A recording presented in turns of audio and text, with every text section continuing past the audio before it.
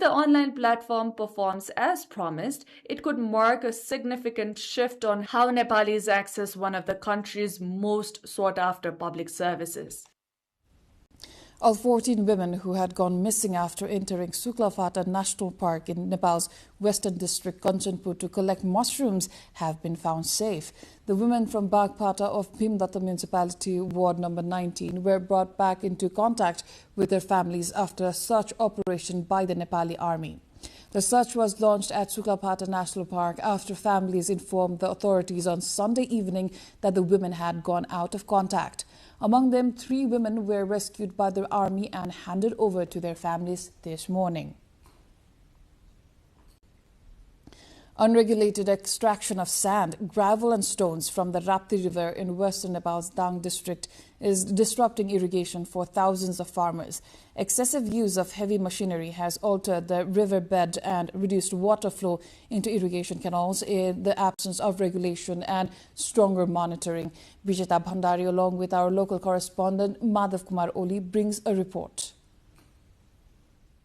Excessive extraction of riverbed materials from the Rapti River in Dang district in mid-western Nepal has left sections of the river sinking and in some areas changed the course of the river as well. This has not only created challenges for irrigation in the area but also lowered the riverbed, preventing water from flowing naturally into traditional irrigation canals. Near the Bhalubang Pulchok Bridge, the Rapti River, which once flowed along the northwestern bank, has gradually shifted towards the southeastern side. Farmers in the area say the change has left many canals without enough water to irrigate their fields. To keep their crops alive, they have been forced to build temporary diversion dams to raise the water level.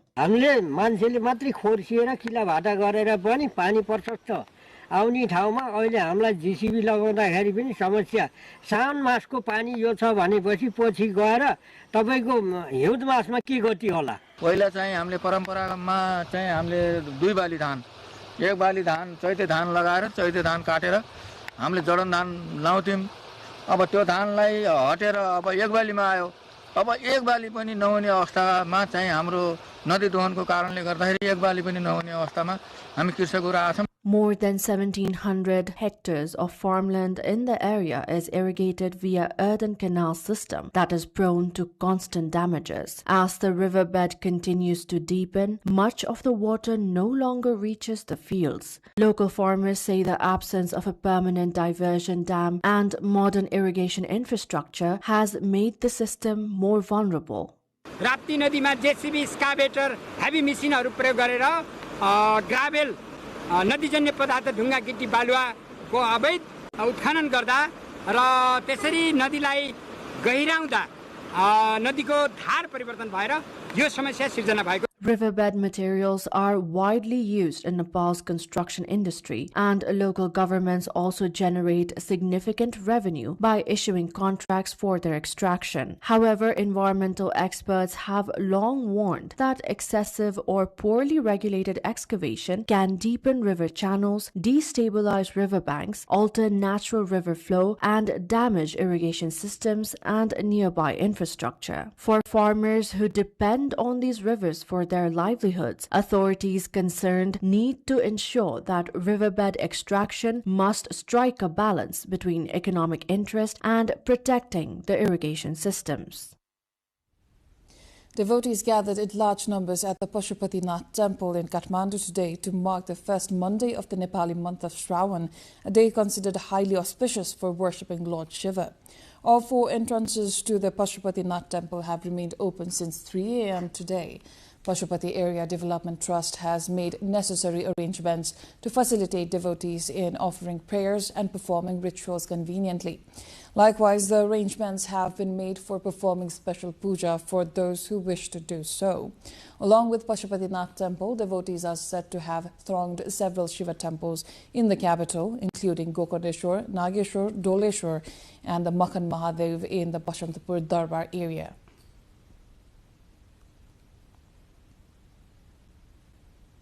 Time again for a short breather. We shall be back with international updates.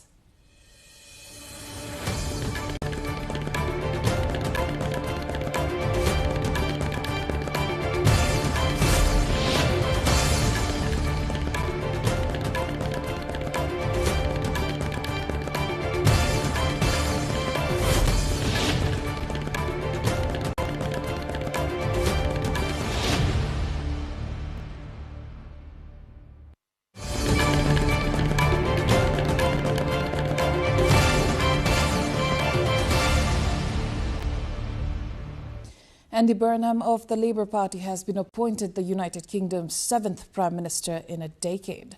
56-year-old Burnham is a former mayor of Greater Manchester, where he earned the nickname King of the North. He was an MP between 2001 and 2017, serving as a minister in the governments of Tony Blair and Gordon Brown. Burnham, meanwhile, vowed to end rough sleeping in the country as he made his first speech in the job.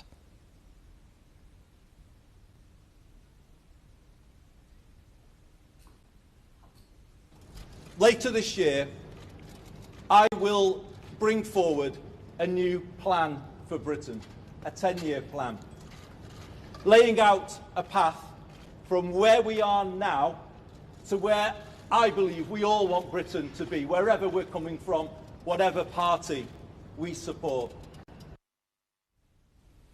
Earlier, Keir Starmer departed 10 Downing Street for the last time as UK Prime Minister, saying his work is done, in a farewell speech ahead of Andy Burnham's takeover as his successor. I'm about to visit His Majesty the King to offer my resignation and close the book on my time as Prime Minister. My work is done. In 6.5 years, I took our party from a historic defeat in 2019, changed it so it was fit to face the country, and won a landslide general election victory in 2024. Since then, it has been the privilege of my life to serve you and this great country as Prime Minister.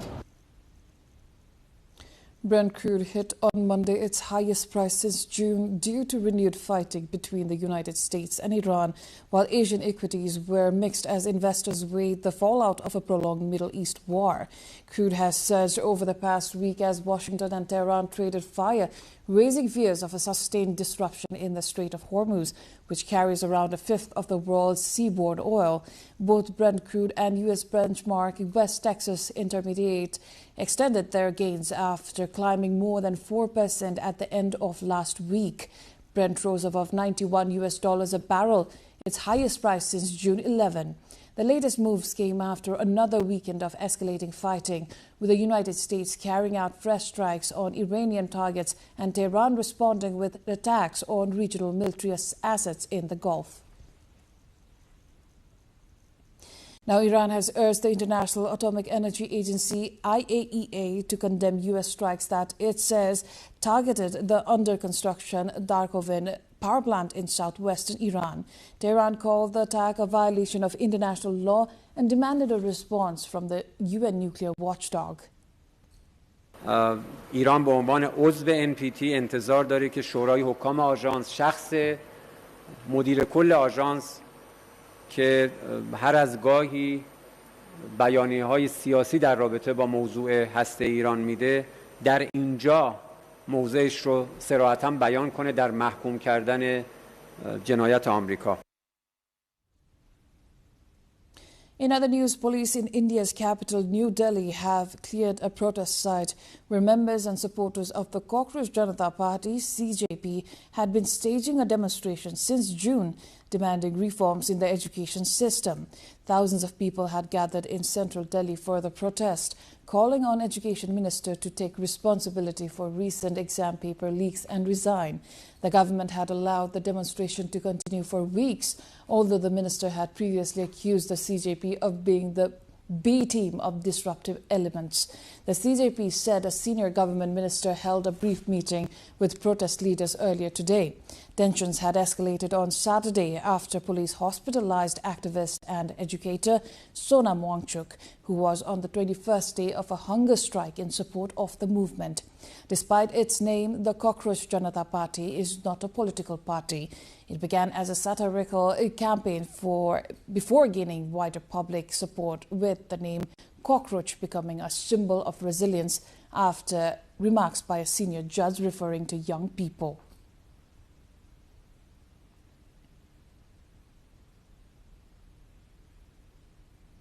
More international news coming up next. Stay tuned.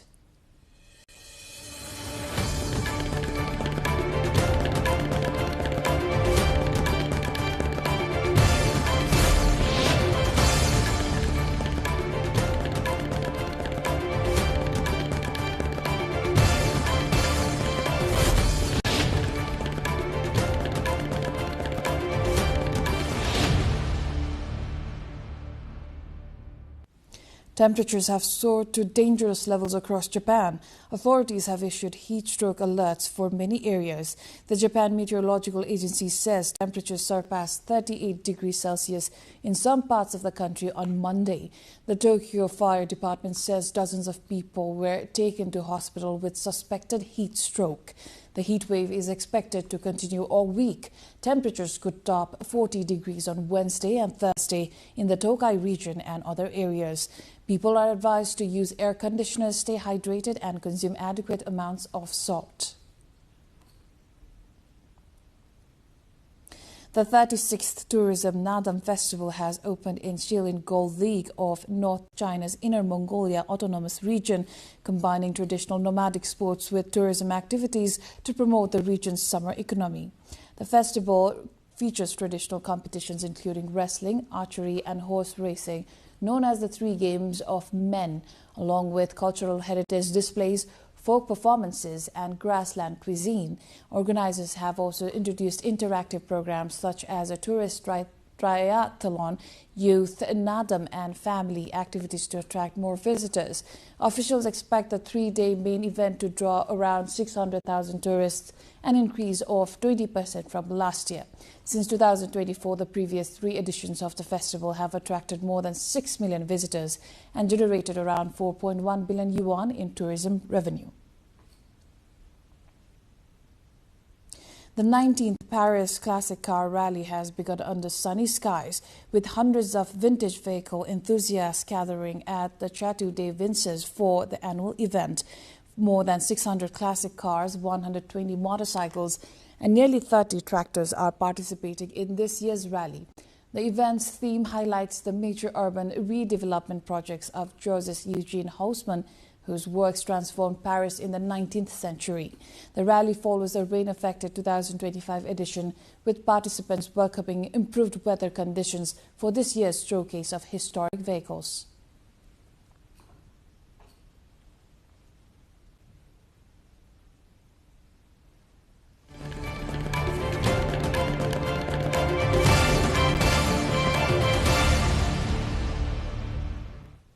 Time now for Sports Update.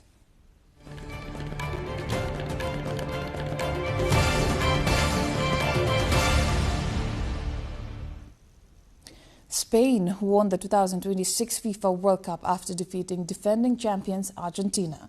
The Spanish team lifted the trophy for the second time after beating Deadlock in the 116th minute of the final with a brilliant strike from the centre, giving Spain the decisive lead. Become the first player to win the World Cup Golden Boot twice after earning the award for top scorer at the 2026 tournament. Spain captain Rodri has won the official FIFA World Cup Golden Ball award as the tournament's best player, while Argentina captain Lionel Messi received the silver ball as the second best player of the tournament. Now moving on, FIFA President Gianni Infantino has praised Spain's victory at the 2026 FIFA World Cup, describing the tournament as an incredible success. Speaking after the trophy ceremony following the final between Spain and Argentina, Infantino said Spain deserved to win the title, highlighting the team's performance throughout the tournament. We have had a record number of spectators in the stadiums, almost 7 million. We will have had, the official figures will come out soon, but certainly over 6 billion people watching it from home. The world was standing still to come. We broke the number of goals, almost 3 goals per match, over 300 goals. All the top players performed extremely well, from, of course, Rodri, who was the best player of the tournament, to Leo Messi, to Kylian Mbappé, to Haaland, to Harry Kane, to Jude Bellingham. Every player there. New players came in, beautiful stories, debutants, the Capo Verde stories, so beautiful. In other news, Hakkari in Turkey's Mukla province has emerged as one of the world's leading destinations for kite surfing, attracting adrenaline seekers and professional athletes from around the globe. The region's consistent thermal winds, shallow waters and favorable conditions make it an ideal location for the sport. Both domestic and international kite surfers visit Akyaka to take advantage of its natural environment. Experts say kite surfing is accessible to beginners, with basic training typically requiring around 10 hours for individuals weighing more than 30 kilograms and without physical limitations.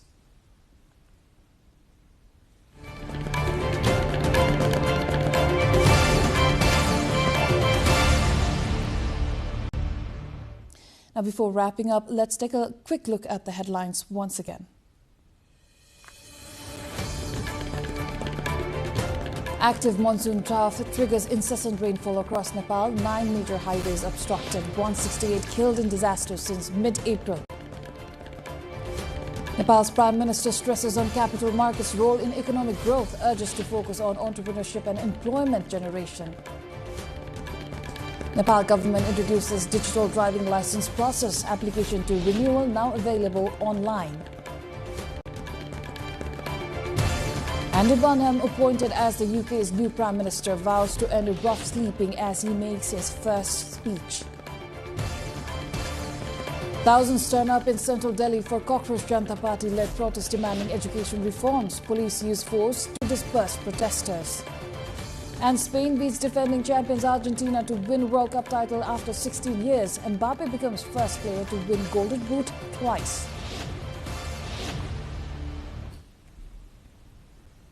That's all for the moment. Our next bulletin will be at 2200 hours Nepal time. Do join us through our social media and get the latest updates from our official website, nepaltelevision.com.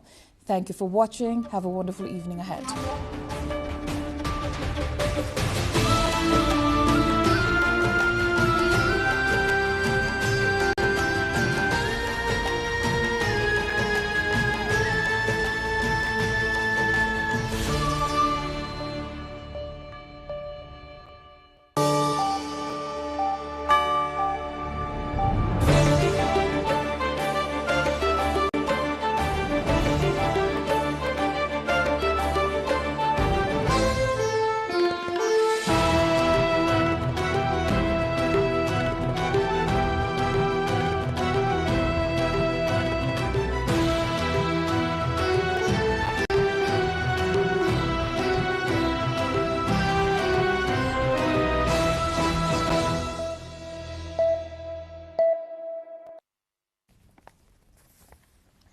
Welcome to the studios of NTV World in Kathmandu. Public Service Broadcasting PSB Nepal's new initiative to make Nepal more visible and audible to the global audience. Welcome on board.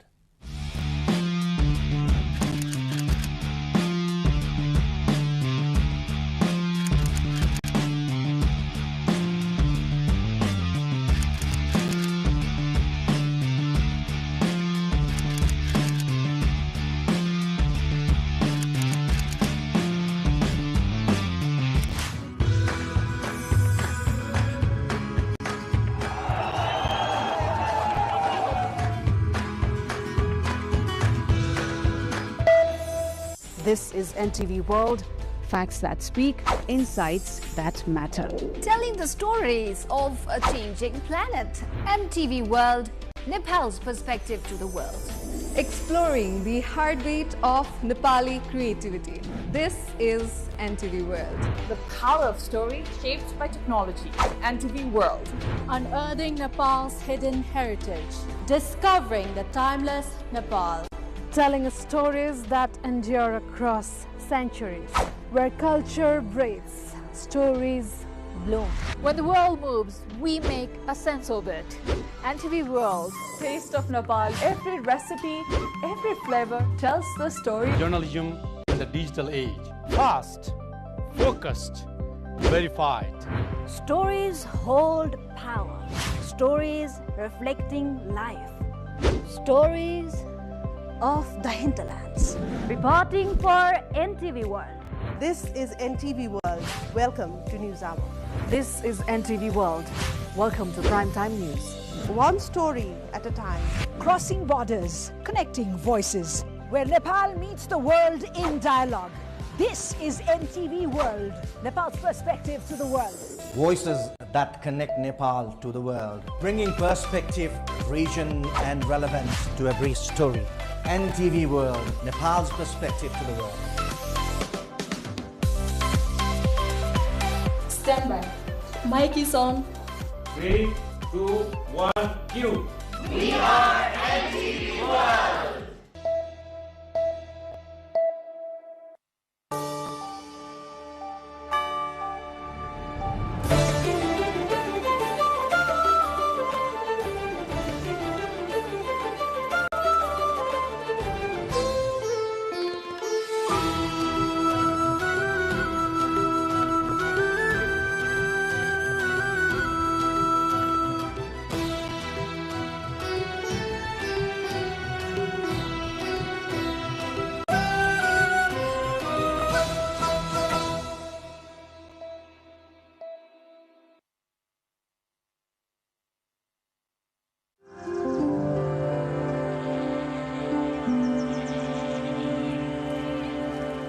Welcome to the Hinterlands on NTV World. This weekly show brings together stories from the hinterlands of Nepal, takes you beyond the cities and highways into the heart of Nepal's rural landscapes. I am Rosina Rai. We begin in Makwanpur, where senior practitioners are working to preserve the indigenous Jhakri dance, an ancient spiritual tradition passed down through generations. Despite more than 4 decades of dedication, they say dwindling resources and declining interest among younger generations are putting this unique cultural heritage at risk.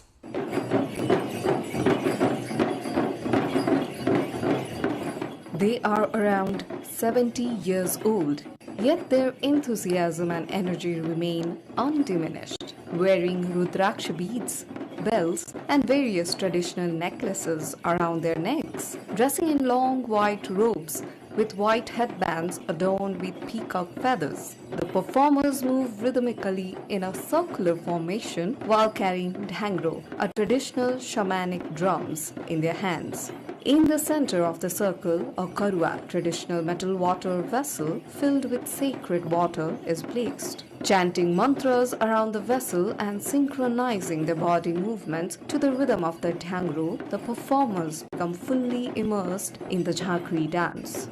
The Sri Chorba Bonbo and Dhampu Shelo organization, located in Hetauda submetropolitan city 14, Makwanpur, has been carrying out a dedicated campaign to preserve and promote this unique indigenous cultural tradition. Most of the artists associated with the organization belong to the 60 to 70 year age group.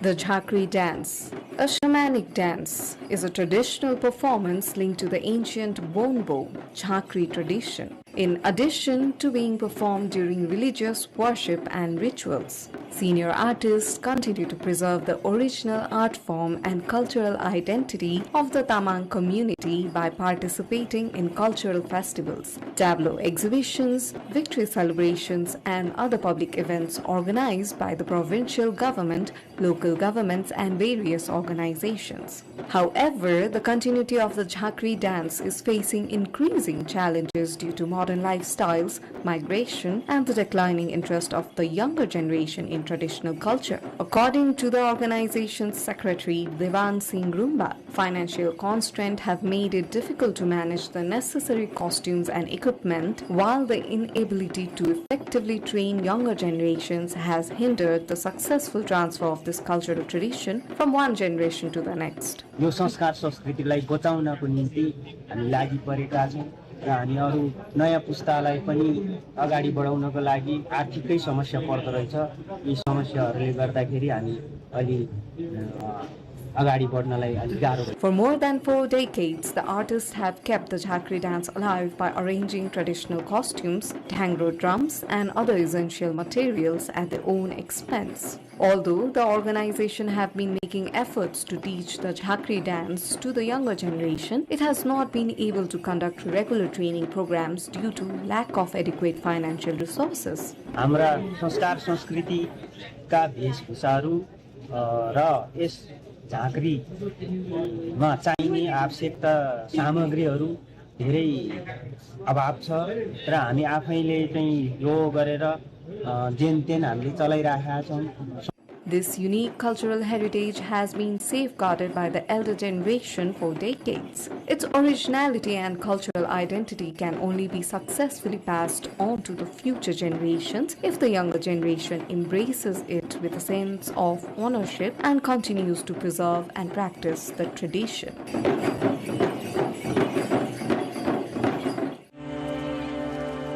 Now we move to a serious concern in entire country. Across Nepal's hills district, villages that were once vibrant are steadily emptying as people migrate in search of better opportunities. Even as roads and other basic infrastructures continue to improve, Okhaldunga is among the districts experiencing one of the country's fastest rates of rural depopulation. Tunibote village in Okhaldunga district has become a serious example of Nepal's growing rural migration. Just a decade ago, the village was home to thriving families and productive farmland. Today, it is almost deserted. Roads have reached the settlement, electricity is available, and drinking water pipelines have been installed. But there are hardly any residents left to benefit from these facilities. Most houses have fallen into disrepair, while those still standing remain locked. Once fertile fields are now overgrown with bushes and thorny shrubs. As people migrated in search of better opportunities, the village gradually emptied. जंगल भइछ म मात्रै एक्लै छु हाम्रै घरबाट पनि हिनेका हुन् जम्मै 13-14 घर थिए जम्मै हिनिसके Tunibote is not an isolated case. Across Okhaldunga, many rural settlements are facing a similar decline. Despite a significant investment by the federal, provincial and local governments to expand roads, electricity and other basic infrastructures, migration from rural areas continues unabated. Unlike in the past when people left because of lack of basic services, today's migration is driven largely by unemployment, limited income opportunities and repeated crop losses caused by wild animals such as monkeys, deer and porcupines. Many families are also relocating in search of better education and health care from their children. यसलाई रोक्न हामीले चाहिँ धेरैचोटि प्रयास गर्यौं हामी नगरपालिका तर्फबाट चाहिँ हामीले त्यहाँका गाउँका विकासमा पूर्वाधारका विकासमा उचित ध्यान त दिइरहेका छौं तथापि पनि बसाइ सरणलाई हामीले सके जति हामीले चाहे जति रोक्न सकेको छैन मान्छेहरु आवश्यक अलिकति चाहिँ सुविधा भएको ठाउँमा चाहिँ जाने क्रम चाहिँ According to Nepal's 2021 National Population Census, Okhaldunga is among the 18 districts that have lost more than half of their native-born population due to migration. An estimated 60 to 66% of people born in the district now live elsewhere, while the district's new permanent migration rate stands at -60.9%. Local government records from the past 5 fiscal years shows that 3,642 families left. Officials believe the actual number of out-migrants is even higher as many families relocate without officially registering their move. We now turn to Chitwan, where a rogue elephant linked to 25 deaths has been fitted with a satellite tracking collar. While the measure aims to reduce future attacks, it also underscores the growing challenge of human-wildlife conflict faced by thousands of families living near Nepal's protected forest areas. A report. Forget about addressing the hypothetical elephant in the room. For many communities around Chitwan National Park in central Nepal, the real issue is addressing the elephant in their own backyard. After reportedly claiming 25 lives over the past 15 years, Nepal's most notorious wild elephant Thrube has once again become the focus of efforts to reduce human-elephant conflict around Chitwan National Park. After an 11-day operation, a technical team from Chitwan National Park and partner agencies darted the rogue elephant at around 10:30 Wednesday night. 2-4 दिन भित्रमै चाहिँ त्यो औषधिले काम नगर्न नि सक्छ एउटा औषधि छ लगभग त्यसले 72 घण्टा पछि मात्रै राम्रोसँग काम गर्छ त्यसकारणले अझ 2-3 दिन चाहिँ हामी एकदम चनाखो भएर हात्तीको मोनिटरिङ गर्न आवश्यक छ 1.5 महिनापछि फेरि त्यो मेडिसिनको रास सकिन सक्छ हैन सकेपछि फेरि उसलाई चाहिँ त्यो मस्त चढिरहन सक्छ के हात्ती भाले हात्तीहरू वर्षमा लगभग 3-4 चोटिसम्म मस्तमा आउँछन्. Trubey the elephant was fitted with a new satellite radio collar, had 6 inches trimmed from his tusk, and was released back into the wild. The elephant will now be monitored around the clock through satellite tracking, according to the authorities. That allows the technicians to follow Trubey's movements in real time and thus warn nearby communities when the elephant approaches the settlements. मध्यवर्ती क्षेत्रको पाटहरुमा गयो भने हामी कहाँ चाहिँ एउटा alarm भनौं न अथवा हामीले नोटिफिकेसन पनि हुन्छ त्यो नोटिफिकेसन भइसकेपछि हामीले स्थानीयलाई चाहिँ notify गर्ने सूचना दिनेदेखि लिएर हामी पनि मुभ गर्ने काम गर्छौं र According to the Department of National Parks and Wildlife Conservation, Nepal recorded 8,595 incidents of wildlife damaging human settlements and crops in the fiscal year 2024-25. More than half, which is 4,610 cases, involved crop damage. So Trubey is only one example of a much wider problem. For many residents living around Chitwan where the elephant conflict took place, tracking alone is not the solution that they are seeking. Many say the elephant should be confined within a designated area inside the park instead of being allowed to roam freely. As human-wildlife conflict continues to rise, Nepal is introducing a new wildlife risk insurance policy from July 17. For an annual premium of 1,500 Nepali rupees, it will cover deaths, injuries, and damage to homes, livestock, and crops caused by attacks from 18 wildlife species, including elephants. The policy adds to the government's existing compensation program, which is already paying out more than 150 million rupees a year to victims of wildlife-related damage. But compensation comes after the damage is done, including lost lives and livelihoods. For now, Trubey is back in the forest and under constant watch. While the radio collar may help monitor one rogue elephant, Nepal's broader challenge remains finding ways for people and wildlife to coexist more safely.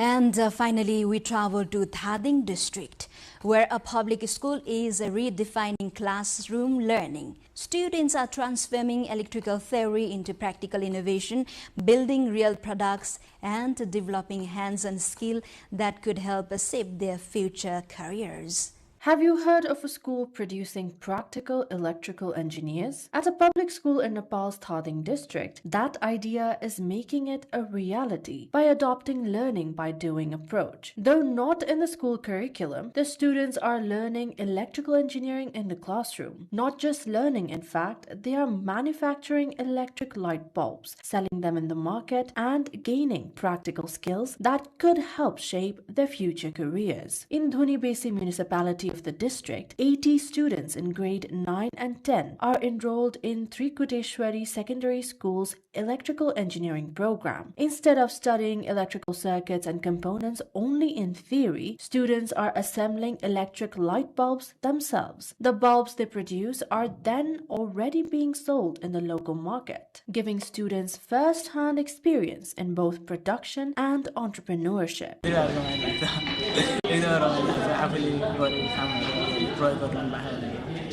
The free technical education program is run by Dhunibesi municipality in partnership with a local organization, the Sheshkanta Foundation. Teachers say applying classroom lessons in real-life settings makes learning more effective and meaningful. Electrical engineering सञ्चालन गर्दै गर्दा हामीमा चाहिँ के आयो भने हामी यो theoretical knowledge मात्र दिने हो भने चाहिँ काम छैन यो theoretical भन्दा नि practical knowledge दिनु पर्यो भने हामीले practically बढी फोकस गरिरहेका छौं र मलाई लाग्छ electrical engineering स्कुलहरु चाहिँ नेपालभरि जम्मा 38 वटा स्कुलहरु मात्रै छ 9-12 सञ्चालन भएको र यसैगरी सामान उत्पादन गरिरहेको हामीले चाहिँ जुन अहिले सुरु गरेका छौं इलेक्ट्रिकल लाइटहरु बल्बहरु हामीले विभिन्न डिफरेन्ट टाइप्सका बल्बहरु चाहिँ उत्पादन गर्न हाम्रा विद्यार्थीहरूले सुरु गरेका छन् र त्यो चाहिँ वास्तवमा भनियो भने मलाई लाग्छ मैले बुझेसम्म एक दुईवटा स्कुल बाहेक त्यति धेरै स्कुलहरुले चाहिँ यसरी उत्पादनै गरेर आएको चाहिँ मैले देखेको छैन. With their products now reaching the market, students say they are gaining confidence alongside the technical skills. For many, the program is equipping them with the knowledge and experience needed to start their own businesses or pursue pursue skilled careers down the line, along with furthering the pursuit of scientific knowledge. The program is already drawing attention as a successful model in public school, though most of the students might not end up becoming a certified electrical engineer. The technical education program is definitely teaching them not only engineering but also entrepreneurship. Beyond the cities and the headlines, real lives continue to unfold. Stories shaped by struggle, strengthened by resilience, and carried forward by hope. This is the Hinterlands, and we'll come back next week with more stories from the heart of Nepal. Do follow us on our website, nepaltelevision.com, social media handles, and the YouTube channel. Thank you for joining us. Goodbye for now.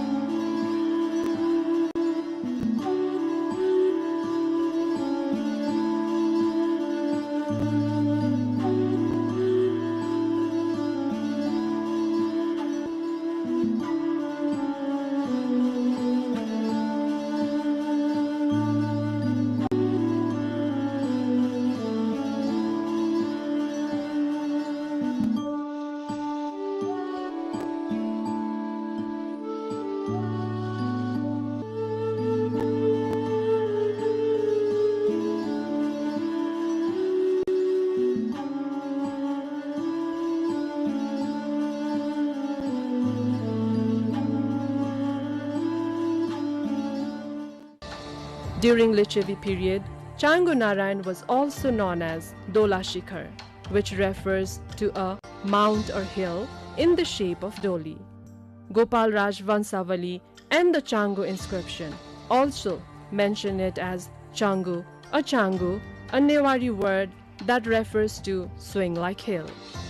But the evidences show that this particular place was popular as Changu Narayan from the earliest time, and the same name exists in the society till present.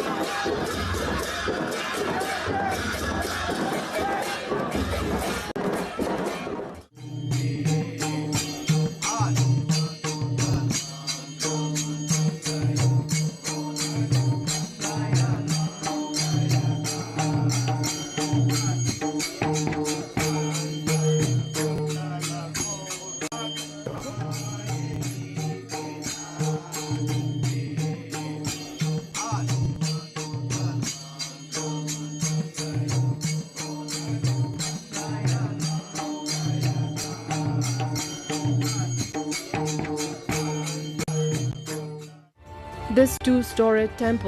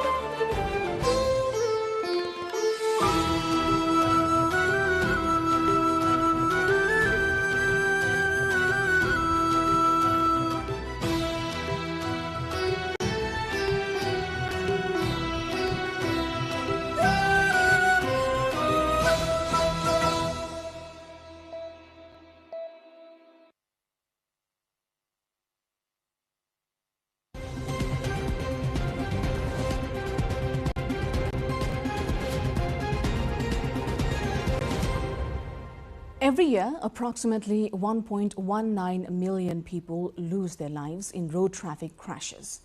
20 to 50 million more suffer injuries, many of which result in lifelong disabilities. Road traffic injuries are now the leading cause of death among children and young adults aged 5 to 29 years. Alarmingly, 92% of these fatalities occur in low and middle income countries, despite these countries having only about 60% of the world's vehicles. More than half of those killed are among the most vulnerable road users like pedestrians, cyclists and motorcyclists. Beyond the devastating human cost, road crashes also take a heavy economic toll, costing countries an estimated 3% of their gross domestic product each year. Now, recognizing the urgency of this crisis, the United Nations has set an ambitious goal of reducing by half the global number of deaths and injuries from road traffic crashes, that is by the year 2030. But what do these global figures mean for Nepal? On today's episode of Insight, we will examine what the road safety situation looks like here at home. We'll also try and explore who is most at risk based on socio-economic status and demographic factors, the major risk factors contributing to crashes, the policies and legal frameworks currently in place, and what more needs to be done to prevent these tragedies. We'll also ask a critical question: are our state institutions and emergency systems prepared to respond quickly and effectively when crashes occur? Joining us on today's episode of Insight is public health researcher with a PhD in injury prevention and a focus on public health. Dr. Pushparaj Pant, welcome to Insight. Thank you, Saraji. Namaste. Thank you for inviting. In Nepal, as we speak, monsoon has begun. There are a lot of road accidents that we are reporting, we are seeing. In your observation so far, how has the pattern been in our country? It's not only the monsoon season, actually. It's our a kind of a belief that I hear the news and people talking like it's the monsoon season or it's the festival season, we will have more crashes. But if you look at the data, it's an errant phenomena, like it's happening because of the system that it works, like who is behind the wheel and how the system, the vehicles are being tested or monitored. This is all about the way how it is managed, actually. And in your observation, which part of the system is failing mostly? Is it the roads, it's the vehicles, the driver's behavior, enforcement, or emergency response? If it was that clear answer, or it's a if it was that short answer, it would have been solved so many years ago. In fact, this is a complex problem. Actually, this is a compound. Like we have serious problem in driver licensing, number one, because you can see the behavior of the drivers, and the other is the vehicles. They are operating on the roads are in different condition. I don't say that they all are in poor condition, but we don't know what condition of the vehicle it is. And the other is about the road surfaces. I don't say there is no improvement, but obviously it also, and the having blacktopped or the paved road is not the road only, that we need some features that guide the drivers, like for example, the proper signpost, traffic signpost, or the lane marking and the lights, those kind of things. So this is all, we're progressing slowly, but it's not adequate, I would say. So there's a lot of work to do in a lot of aspects for a collective result to be produced. Nepal police data shows that speeding is one of the leading cause for road crashes, as you said. Why does speed remain so difficult to control in practice? There are two observations, I would say. One is the speed, because high speed or speed over than 70 km per hour, I would say, would have a very high impact that will damage the vehicle as well as the occupant. Or if it is in a motorbike, that's completely, it can be completely fatal. The other thing is our speed, speed in our road is unpredictable. For example, if we look at the urban roads, for example, Kathmandu city or any other cities, the roads are congested, and whenever the driver gets a free road, then they just speed them. And the other way, on the other side, if we think about the vehicles operating in the night or long distances or in a road where there is no policing or any camera or these enforcement, they can go speed any way they want and sometimes beyond their control. And this is happening.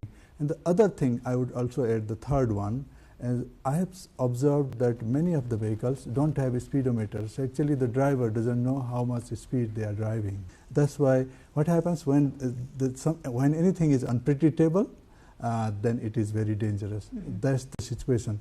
And the other last thing I can also add here is the drivers are not well informed by the state or the agencies they look after the roads or the transport management. For example, if you are entering a road section, there is no signpost that how much a maximum speed limit of that road is actually, and where it ends. For example, say if I entered from Narayan Gopal, that intersection junction to the north and to the south, I think the speed should be less than it was on the ring road, but there is no sign or nothing. And the way it happens is the drivers are unaware about the speed limit. So when the police, actually the police fines are being implied, then what happens, a certain speed limit is measured on the spot. Maybe that was the time when the driver found the roads are free, and then they want to make up the time they were waiting in the jam or the congestion. So you think there's a gap in communicating to the general public what they can or cannot do? Definitely. And actually the drivers. So if we want to enforce the speed laws, then we must inform the drivers that how much speed they can drive in a particular road. And that doesn't mean that the speed limit in our ring road is 50 km/h. So that's also, I don't think it is appropriate, because this is not a freeway. You are not continuously driving at 50 km/h. I think on average the vehicles are driven around 25 km/h because they have to stop frequently and then go up on to catch up the speed. So what happens when you said why the speed is a problem? Exactly, the vehicle was not moving so fast a minute ago. Then after 1 minute it goes right up to 50 or 60. So then there is a high chance of crash, because in that situation what happens, the other vehicle or the driver doesn't know that how much speed that other person will drive, because this is completely unpredictable, that I can say. This is my observation. And how do you think the authority is being able to implement the rules and regulations? Because we do see traffic police fining violators. I think this should be done in two ways. One is about urban roads. So that's in urban areas, you have streets and you have commuters, frequent commuters, and you have a not very long distance driving. It's a relatively short distance. For example, if you enforce like 30 km/h, you don't lose like if it is 30 km/h, say Kathmandu to Pokhara or Kathmandu to Zappa, then they will lose about 3-4 hours, right? If in Kathmandu, it doesn't make sense. Like if you arrive 5 minutes late or before or after, that's the difference. But if you set up 50% 50 per hour, 50 km/h speed limit, and someone drives, what if someone drives 30 km only? You know, so the 50 km means that's they are regulated. No one drives above that limit, but also don't below that limit, so that the traffic is running smoothly. You know, I give an analogy of the ants. You know, the ants when they going in a convoy, they all move in one speed. You know, like then it looks like it's a very nice convoy.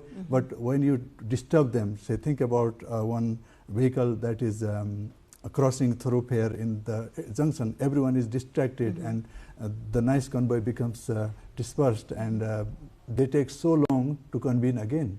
So this is the real problem of speed enforcement. You mentioned the lack of elements such as speed limit signs during turnings or where they should be. The authorities, they raise billions in traffic fines. How do you think have they managed to properly utilize the revenue that the state collects from these violators? I think this revenue doesn't go to police. That's the main problem. It goes to the national state coffer. Coffer, and that's how. But this year, the government has allocated a nice amount of budget in the name of the road safety developments. I hope this will next year, next financial year, will be a good one for all these complaint I am doing here, because there are the current government has nice plans to catch up all these backlogged physical infrastructure development and all those safety features, all these installments of what you call road safety furniture, we call them, for example, the traffic lights or street lights or these lane markings or whatever, this crash barrier that prevents the cars or the vehicles running off from the the cliff. So those kind of things, I hope it will be there. So as in the past, slightly the story is different, but since this is not yet the beginning of the new fiscal year and the government already has got the budget out and they have allocated a good amount, I hope this will be done. We also hear about a draft proposal to revise the fine brackets. So if you are a violator of road rules, you can be charged between 500 to 100,000 rupees. How practical do you think the rates are? No, and I think this is a global practice. If you violate the rules, you are fined, and that's actually a crime, because this is a matter of life and death for somebody or yourself, because that's how this concept has evolved. But the problem here, I was trying to explain before, was if you don't tell the driver or the road user what you are allowed and what you are not allowed to do on the road by installing signposts or painting the road or telling them during the driver licensing test or through any other alert system or any, for example, the road blockage things. You don't just put a signpost where the road is blocked. You should have a system that informs the driver well ahead. So if you have all these things in what you call practice, or you have provided them, you have a very good logic that you can fine driver very happily because you have already educated them and they are not following it. But in ours, it's too early to comment on them actually, why the government has done it before. It's the existing Traffic Management Act is very old, it's almost over 30 years old, and some of the offenses are not even recognized. For example, mobile phone or all these tech related things were not there before, so that you have to update them. And if you are revising the offenses and then the amount of the fine, I think it's reasonable. But the biggest point here is the government, and there are three agencies. I should say now, by highlighting the fines, we are kind of passing the ball to the police actually, where the what you call responsibility or is their duty was to the Department of Roads and Department of Transport Management and all other local bodies too. So my question is whether they have done their job. Otherwise, what happens? I don't see any lane on a road, but I am fined because I drive on the other side of the road, and assumption is that I am in the wrong lane, but there is no lane marking. So that's the main point. If there was a lane marked, whether it is dotted or is a solid, then anyone can. That's the evidence that I was doing the wrong thing. If it is just a black top, you can't say I was in the wrong lane. So the approach of negative reinforcement in this case would be too early. Yeah, actually, this is sometimes what happens. People are a bit. There will be some backlashes, but I have since it's my job and I am a kind of researcher. I talk with so many drivers and things. I have found very positive remarks around driving, drink driving, and drugs, all these things, But when it comes to about traffic light or lane things, the drivers say exactly what I'm saying. Because if you don't provide the lanes, how can we maintain it? That's the biggest question. But otherwise, considering the minimum salary that the government has determined and all, the rates that they have proposed, the idea that they have floated, do you think they are fine? The highest amount is slightly high, thinking about the average earnings. But in high-income countries also there are heavy fines, and people are always scared of being fined, so that they keep themselves in a discipline. And I also have some kind of experience of living abroad, and my friends are drivers as well. So they are very cautious before using a road. They look for whether it's a one way, where there's a speed limit, and how the the conditions are. So this becomes their job nowadays in our country right now. The driver, one thing is, driver don't have power too. The drivers are powerless, kind of what you call, not even employees. They are just a worker. Even if you yourself you drive a car, I don't think you feel you have enough power, because this is just there are so many things you are pressed on, but you have nowhere to express your grievances or worries. For example, I gave you example. You are fined on a crossroad that you violated a lane, but there was no lane. So where will you go? Because police is putting fine on you, but this is not police job to make lanes. That's my point here. So you mean the interagency coordination has been lacking? Yes, that's how the historical problem here. So that's why this situation has come actually. And now we are missing two things. When you're talking about drivers and lanes, in our country we have got very heavy fleet of motorbike, almost 75% two-wheelers, and these two-wheelers are not really appreciated in any traffic transportation kind of thing. Number one, they are self-vulnerable, very delicate, and there is no safety harness.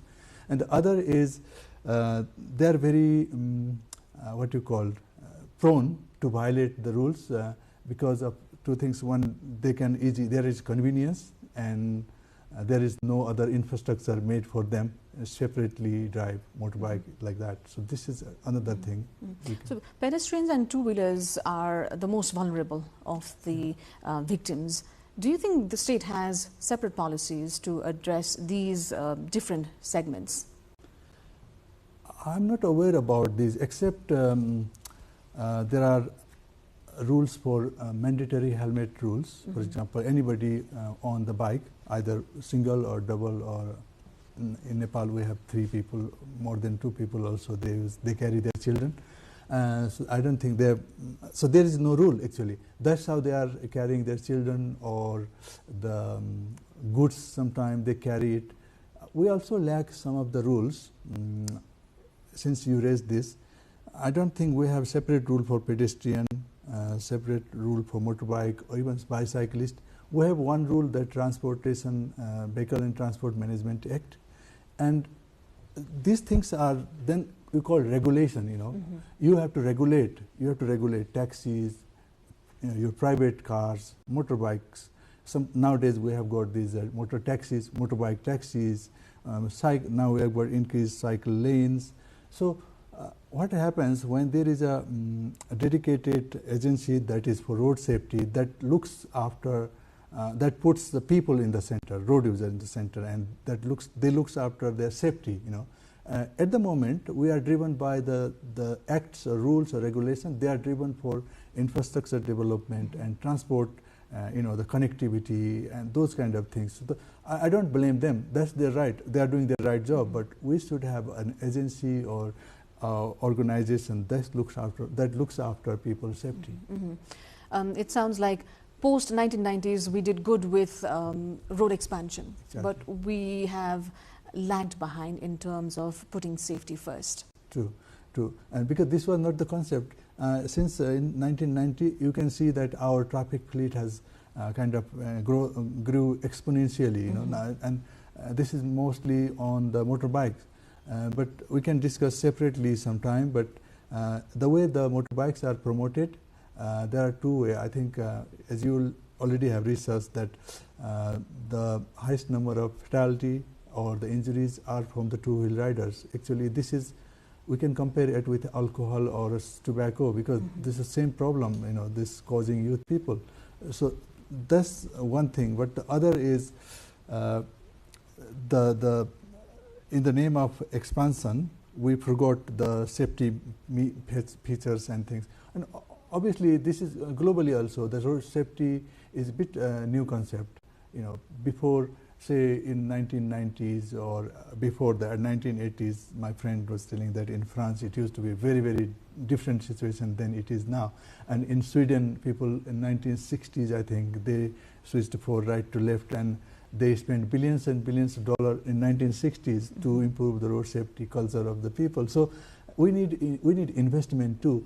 And to comment, I think, on the government part, it looks like with the fine imposing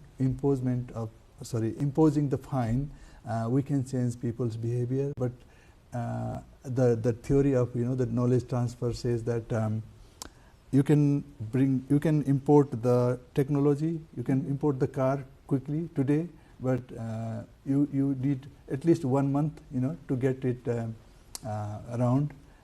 How the steering wheel, how the brakes, how the things are working, as well as what are the safety features. You have to learn. It will take 1 month or so, but you can buy it today, And the other thing is about caring for safety yourself or for the passengers or anybody on the walking on the road is a bit a time. They need a time. Like you need a second to think about all of these people. If you're just thinking about arriving to your destination, then you are not thinking about safety. This is a culture, so that really needs a time. If you notice the discussion and debates going over the past few years, you will notice that before 5 or 10 years, there was no such discussion used to be. So these days, we have so many people talking about road safety. They are demanding different solutions. That's why the government is, I think, listening to it, or they must listen it so that they can implement what the people are demanding. That's how it works. So it's slow but steady. The United Nations, considering all of these scale of impact, has taken a target of reducing the number of fatalities and also injuries, in fact, by half by the year 2030. Do you think it is too ambitious, or are we prepared to attain that goal? This is a second decade actually. They did it since 2011 to 20, and that was not a success actually, but they did a lot of rules and regulations and organizational structure at that time. Then in 2020 they set for another one, because 21 to 30. So this is the second decade, and as you referring the global status report on road safety 2023, there was it shows that there have been so many countries they have reduced, and so many countries have at least not increasing anymore. So they have started to decline. About 100 countries or so out of 200. This is a big progress. But thinking about your question, in the Southeast Asia region, we used to have 11 countries, and now we have 10. Out of these 10 countries, only Bangladesh and ourselves, Nepal, are rising the number of injuries and deaths, whereas all 8 countries have reduced their number. At least they are not 50% though, but at least they have shown some indication. So this is our problem. And the other thing is, I must say, when you're talking about the UN and these things, the data discrepancy is already there. When we talk about 1.19 million deaths, we are referring to the estimates done by the World Health Organization due to using their statistical models and things. And at home, all of these government documents and all these literature, we mostly find these police records of fatalities and injuries mentioned. We also have Ministry of Health. They records the number of injured patients visited to the health facilities, but I don't see it is referred to anywhere. It is also around 100,000, whereas the traffic police accounts for only 35 to 36,000 injuries. And the other thing is the number of fatalities. Police counts them about less than 3,000, but the World Health Organization previously used to estimate around 5,000, Now they have increased it to the 8,500. Let me give you example of yesterday crash in Karnali Highway. You see that we don't know how many people are on board. And this one body is found, and one person is counted as fatal yesterday. They're still searching. Yeah. No, but my point is the number. Yesterday, fatality was one person in Karnali Highway. Actually, if we are legally looking for the police record, this is one person death yesterday. Indeed. But in reality, we don't know how many people died. I don't think anybody has survived yet. This happened to the Simaltal last year. There are estimates of 65 people were in the both vehicles, but I think not all bodies are found. So legally, not all 65 are dead yet. So that's how I'm just trying to explain how the number of deaths are differ in government records. That's a very beautiful way to illustrate actually how the discrepancies come about, and that surely is going to impact the policies as well. But in your observation, many countries, as you mentioned, have been able to reduce the number of victims. What global interventions would you say would be practical for Nepal, or do we need to be very organic when it comes to our issues? No need to organic, because there are in 2017 in another World Health, UN General Assembly, the nations, member states agreed, I think 12 voluntary targets. They include all these things what we're talking about actually. The first one is the lead agency that looks after the road safety of people traveling, whether they are walking or cycling or motorcycling. So the lead agency, that doesn't still exist in Nepal. The one thing, that's the biggest solution, because then you and I have someone to go and report all these things. I've been to the media before also, and I sometimes ask the host, like, we are talking here very nice. Do you know who is listening this? Who is accountable for this? There is no one authority now. So that's the first thing. We have one lead road agency. Then there are several targets that around you have to control limits, speed limits. Because you have to designate the speed limits according to their status. For example, if they're highways or street or the urban roads, then you have to test your vehicles, all the mandatory test for the vehicle, as well as import very highly safety rated vehicles only. Then you are these enforcing mandatory helmet rules. All these, there are 12 targets, including the, as you touched in the beginning about the post-crash response and the treatment of the injured persons. So there are all these targets are set, and their description how it should be done. But the problem is that there is no agency to look at them. That's how it is delayed. If you could mandate a few reforms that the government can make in the next few months or a year, what do you think they would be? No, they are definitely the reform, because this is actually transition. The government has just taken over, and there are lots of things underway in pipeline. But these are the things they are already, because I am aware about the new road safety policy is coming. The Road Safety Act is coming. The Transportation and Vehicle Management Act you mentioned is being amended. All these things, and the Ministry of Transport, this infrastructure development has resourced for with a very good amount of budget for road safety work. So these are the things. This is the beginning actually. This is a year-round issue. However, most of it comes to highlight to general public, especially during monsoon season. Do you think there should be monsoon-specific steps that the government needs to adapt? To be frank, I checked the number of fatality and injuries and crashes during the monsoon and during the festivals. I don't remember top of head, but it's not much different than the average. So I would flip this question and would suggest the way people think about traveling. They think about how is the weather, how would it rain or not, how is the road. If they think the same way through year round, some of the fatalities or crashes will definitely stop, because this is not this is not because of the monsoon. Definitely, in monsoon we have got hilly terrain. There are slopes. There are some, the fragile this road topography. So that it happens that when it rains, the roads are washed away.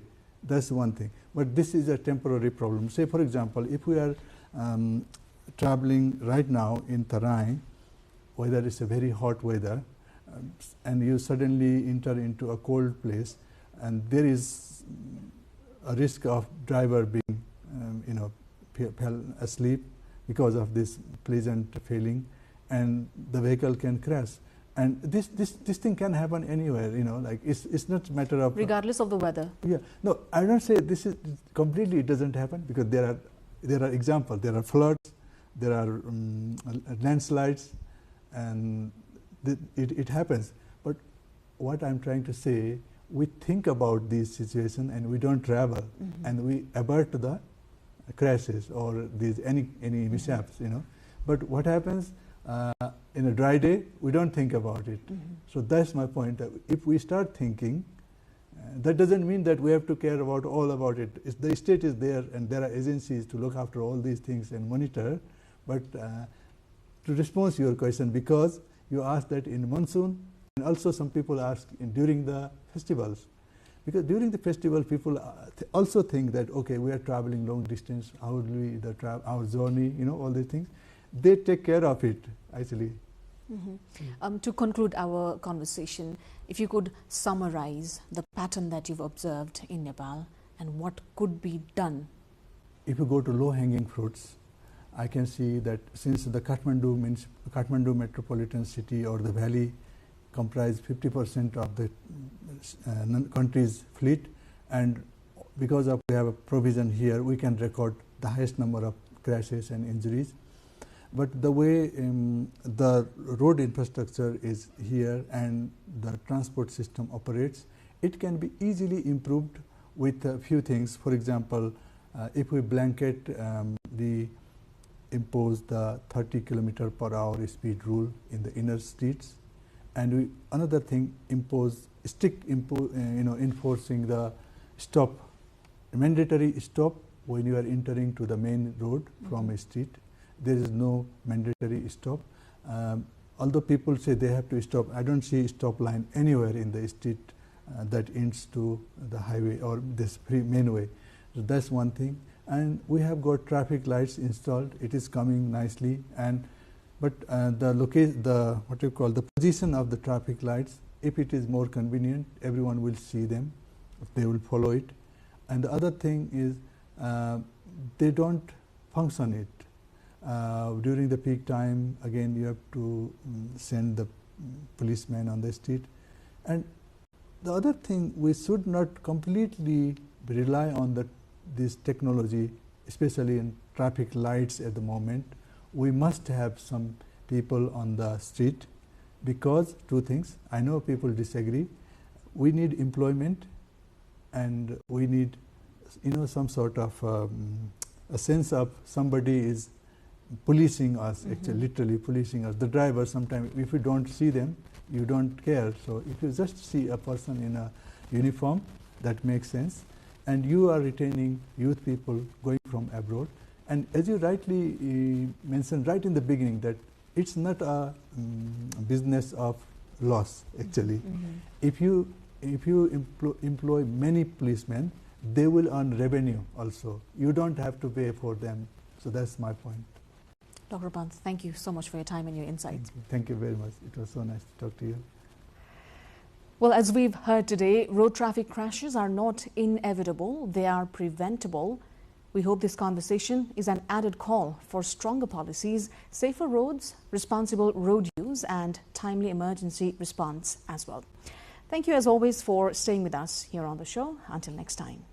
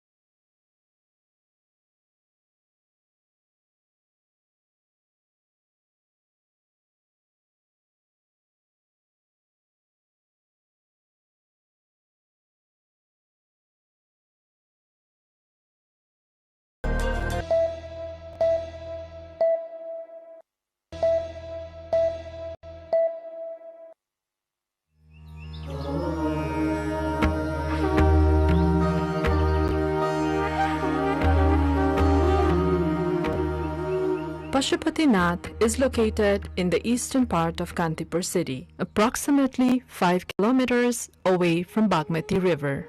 During the Lichavi period, the area surrounding Pashupatinath was known for animal rearing. This region includes Duasthali, Kuveshwari, Gaurighat, Chaba Hill, Ganeshtan, and Kutuwali, all of which are part of the Pashupatinath area.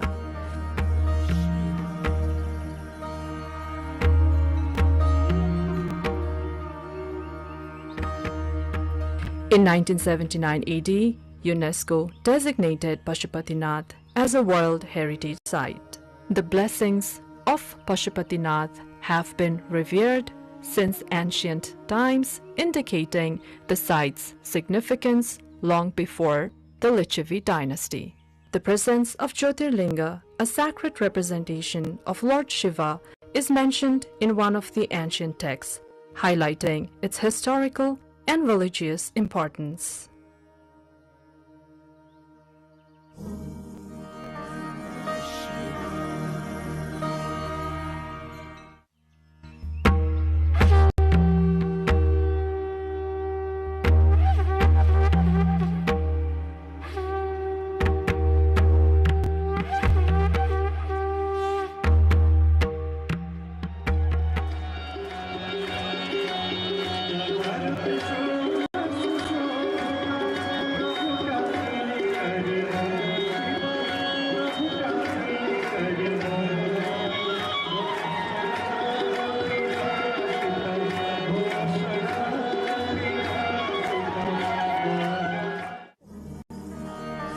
In the Gopal Raj dynasty, King Supuspadev described Pashupatinath as Varna Vyavastha. Following Supuspadev, every subsequent king incorporated the name of Pashupatinath within their own names.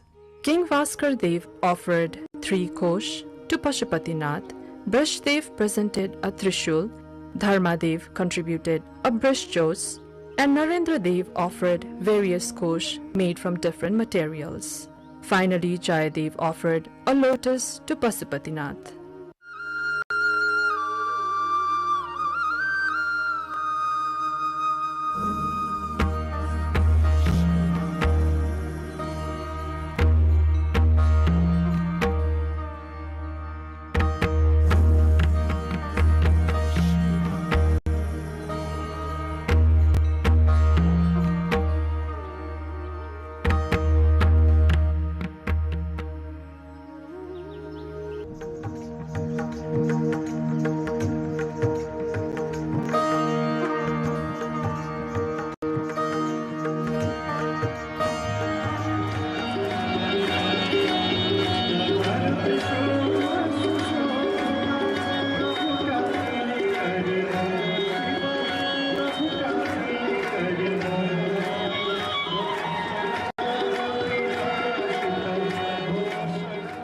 In 1473 BS, Jyoti Malla renovated Pashupatinath. The priest Nityananda initiated the removal of the 3-story structure of Pashupatinath and reduced it to a single story. Queen Ganga, the consort of Shiva Singh, had the Bhasa Bamsawali written, which is still present today.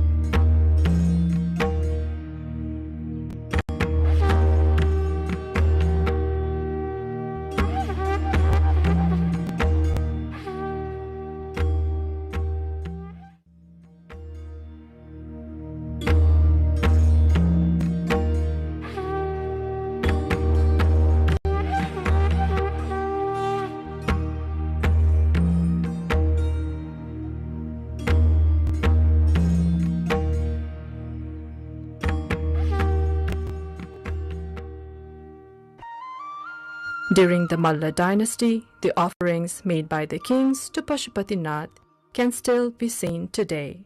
Among these offerings, Lord Shiva at Pashupatinath received a copper roof and chadi and kamal. Finally, King Jai Singh presented a gold-made mekhla and a grand jatra was conducted.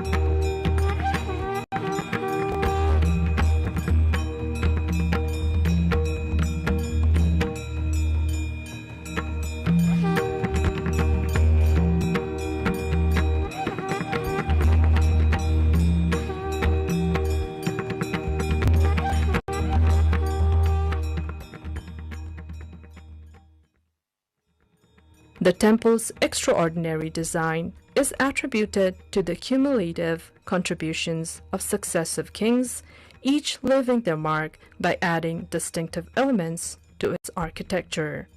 This rich history of royal patronage is a primary factor contributing to the exceptional and intricate design of this revered temple.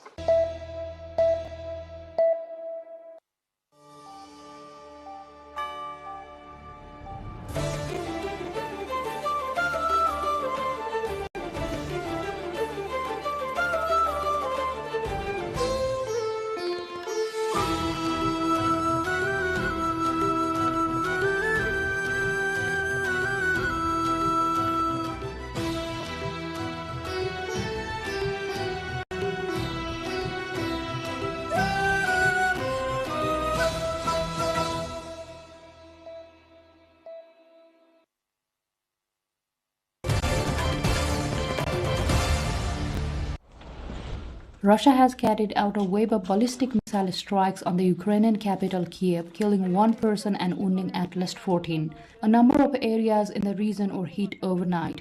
Ukrainian President Volodymyr Zelensky called it one of the most massive ballistic attacks on Kiev since the start of Russia's full-scale invasion. The Ukrainian military said air defenses had shot down 18 out of 41 missiles. The systems also intercepted 108 drones. Meanwhile, Ukraine has continued its own assault on Russian sites. The governor of southwestern Stavropol region said a drone attack had caused a fire in an industrial park. The latest strikes on Kiev involved a range of Russian weapons systems as well as 125 drones, the Ukrainian Air Force had said. Kiev's mayor said both residential and non-residential buildings had been damaged in the latest attacks, including a supermarket and a dormitory. Firefighters have been battling blazes at 2 warehouses. The overnight strikes came after Ukraine sent drones to destroy 2 warehouses belonging to Russia's biggest online retailer, Wildberries, killing 8 people and causing major fires.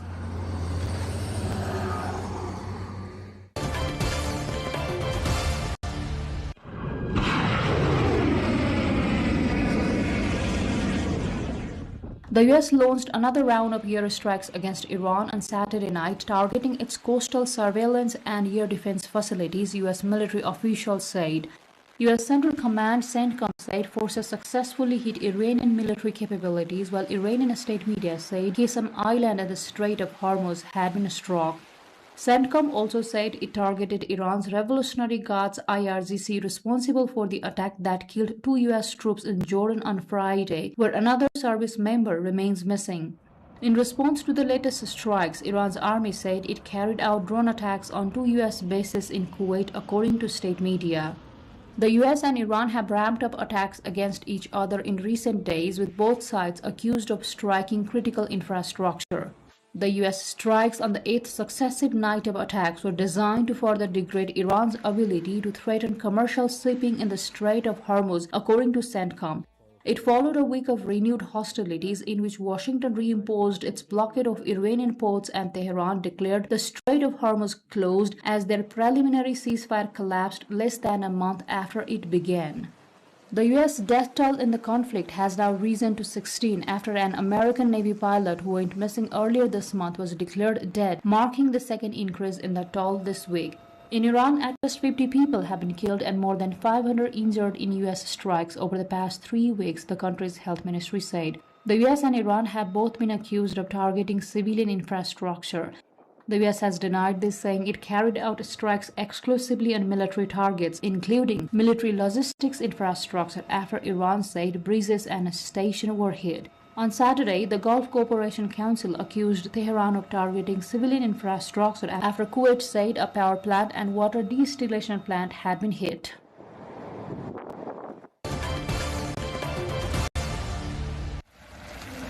A wildfire raging 100 kilometers north of Madrid in Spain has spread, burning more than 12,000 hectares and forcing several hundred people to evacuate, according to local authorities. The fire that started on Thursday has not caused any casualties so far, but has been described as difficult by local firefighters. It broke out in a forest-covered mountainous region that is home to endangered species, including eagles, wolves, and butterflies. It comes hot on the heels of a blaze that started on Wednesday near Zaragoza in the northeast, has burnt nearly 16,000 hectares and is far from under control. No casualties have been reported. Earlier this month, Spain witnessed one of the deadliest wildfires in its recent history when a blaze in the southern province of Almeria killed 13 people and destroyed 7,000 hectares. Spain is on the front line of climate change and has experienced increasingly long and frequent heat waves in recent years, with temperatures well above 40 degrees Celsius, creating conditions conducive to devastating fires. Scientists say human-driven climate change is increasing the length, intensity, and frequency of heat waves, which dry out vegetation and contribute to the likelihood of wildfires.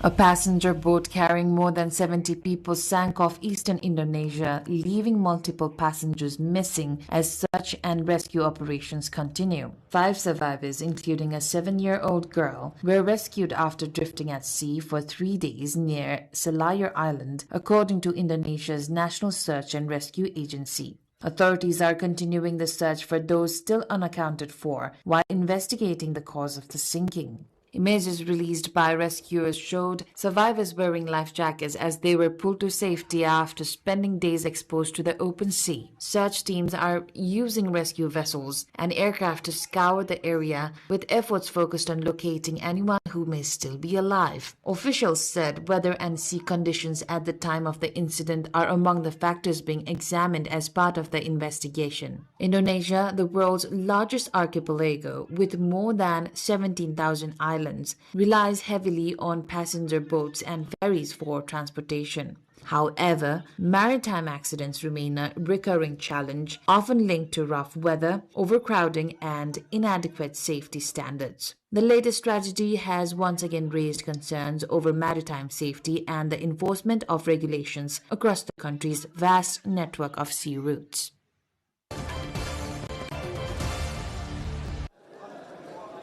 More than 1,000 competitors from 53 countries have gathered in Arnhem, the Netherlands, for the 11th European Speed Cubing Championships. The competition features a range of Rubik's Cube solving events, including traditional timed challenges, blindfolded solving, and unusual categories such as solving cubes while wearing oven gloves. Known as speed cubing, the sport requires competitors to solve puzzles as quickly as possible, using techniques developed through practice, memory, and precise hand movements. Participants from across Europe and other regions are taking part in the event, which brings together some of the world's fastest cube solvers. Karl Renatus, a competitor and member of the World Cube Association communication team, said the speed cubing community continues to attract people from different backgrounds through their shared interest in the puzzle. Organizers say the championship highlights the growing international popularity of competitive Rubik's Cube solving and provides a platform for participants to compete and exchange skills. The event also features rankings and official records, which competitors aiming to achieve the fastest solving times in their respective categories. The championship is part of a global competitive circuit that continues to expand as more players join organized speed cubing events.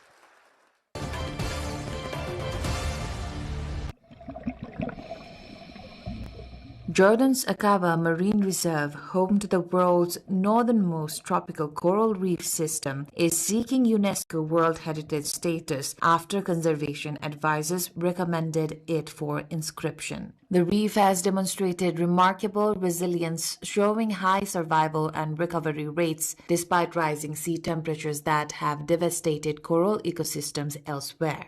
Scientists believe the site could provide vital insights into protecting coral reefs from the impacts of climate change and help shape future global conservation strategies. If approved, the designation would recognize the reserve's outstanding universal value while boosting international support for its long-term protection, scientific research, and sustainable tourism. The reef is home to hundreds of species of corals, fish, and other marine life, making it one of the Red Sea's most biodiverse ecosystems. The 196 member states of the United Nations Educational, Scientific, Scientific and Cultural Organization are scheduled to vote on new additions to the World Heritage and World Heritage in Danger lists from July 24, when the World Heritage Committee convenes in Busan, South Korea. A successful inscription would mark another milestone in global efforts to safeguard ecosystems that are proving resilient in the face of a warming planet.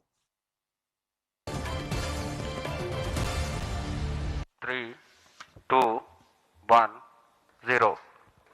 And we have liftoff of Vikram 1, India's first private orbital launch vehicle. India's first privately built orbital rocket took its maiden flight, marking a significant step for the South Asian giant as it eyes a bigger slice of the global space economy. The launch represents a major step for India's private space sector, which has grown in recent years following increased government support and reforms aimed at encouraging commercial participation in space activities. The rocket has been developed by a private Indian space company and is designed to support satellite launches, including missions for commercial customers. India has traditionally relied on its state-run space agency for satellite and rocket development, but private companies are now playing a larger role in the sector as the country seeks to compete in the growing global space economy. The successful test flight highlights India's ambitions to increase its share of the international space launch market and strengthen its position as an emerging space power.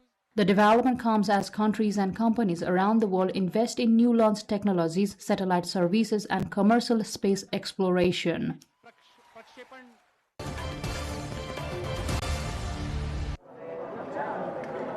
Teams of men carrying heavy floats raced through the streets of Hakata, Fukuoka Prefecture as part of the annual Hakata Gion Yamakasa Festival. The festival, which has a history of more than 780 years, is designated as an important intangible folk cultural property of Japan and is included on UNESCO's Intangible Cultural Heritage list. Crowds gathered before dawn near Kushida Shrine, the festival's main site. The first float entered the shrine grounds after the sound of drums signaled the start of the event. 7 teams then carried floats through the city while chanting Oisa. Spectators threw buckets of water over the participants to help cool them during the race. Large crowds lined the streets to watch the event and record the procession with cameras and smartphones. A woman in her 70s from Shiga Prefecture said she returns to Hakata every year to watch the festival. She said the sight of the floats give her goosebumps and marks the beginning of summer for her.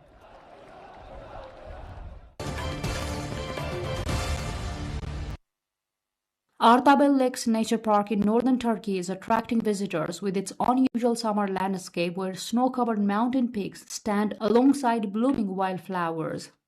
The nature park has become a destination for tourists, hikers, and photographers seeking views of its lakes, streams, and natural surroundings. Despite the summer season, snow remains on the higher elevations, creating a contrast with the green vegetation and colorful flowers across the area.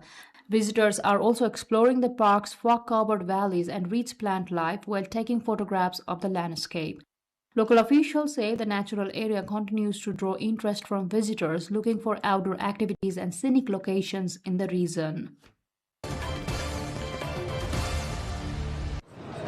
Chinese humanoid robot companies protested their latest developments at the World Artificial Intelligence Conference in Shanghai, highlighting the country's growing focus on artificial intelligence and robotics. The event featured a range of humanoid robots designed for different applications as companies demonstrate advances in machine movement, artificial intelligence systems, and human-robot interaction technologies. China has increased efforts in recent years to develop its robotics industry, with companies investing in research and production of advanced machines capable of performing tasks in industrial, commercial, and service settings. The country is seeking to expand its role in the global technology sector by promoting innovation in artificial intelligence, automation, and emerging technologies. The World Artificial Intelligence Conference brings together technology companies, researchers, and industry representatives from around the world to showcase new developments and discuss the future of artificial intelligence. Visitors at the conference are able to view demonstrations of robotic systems as Chinese companies highlight their progress in rapidly developing field of humanoid robotics.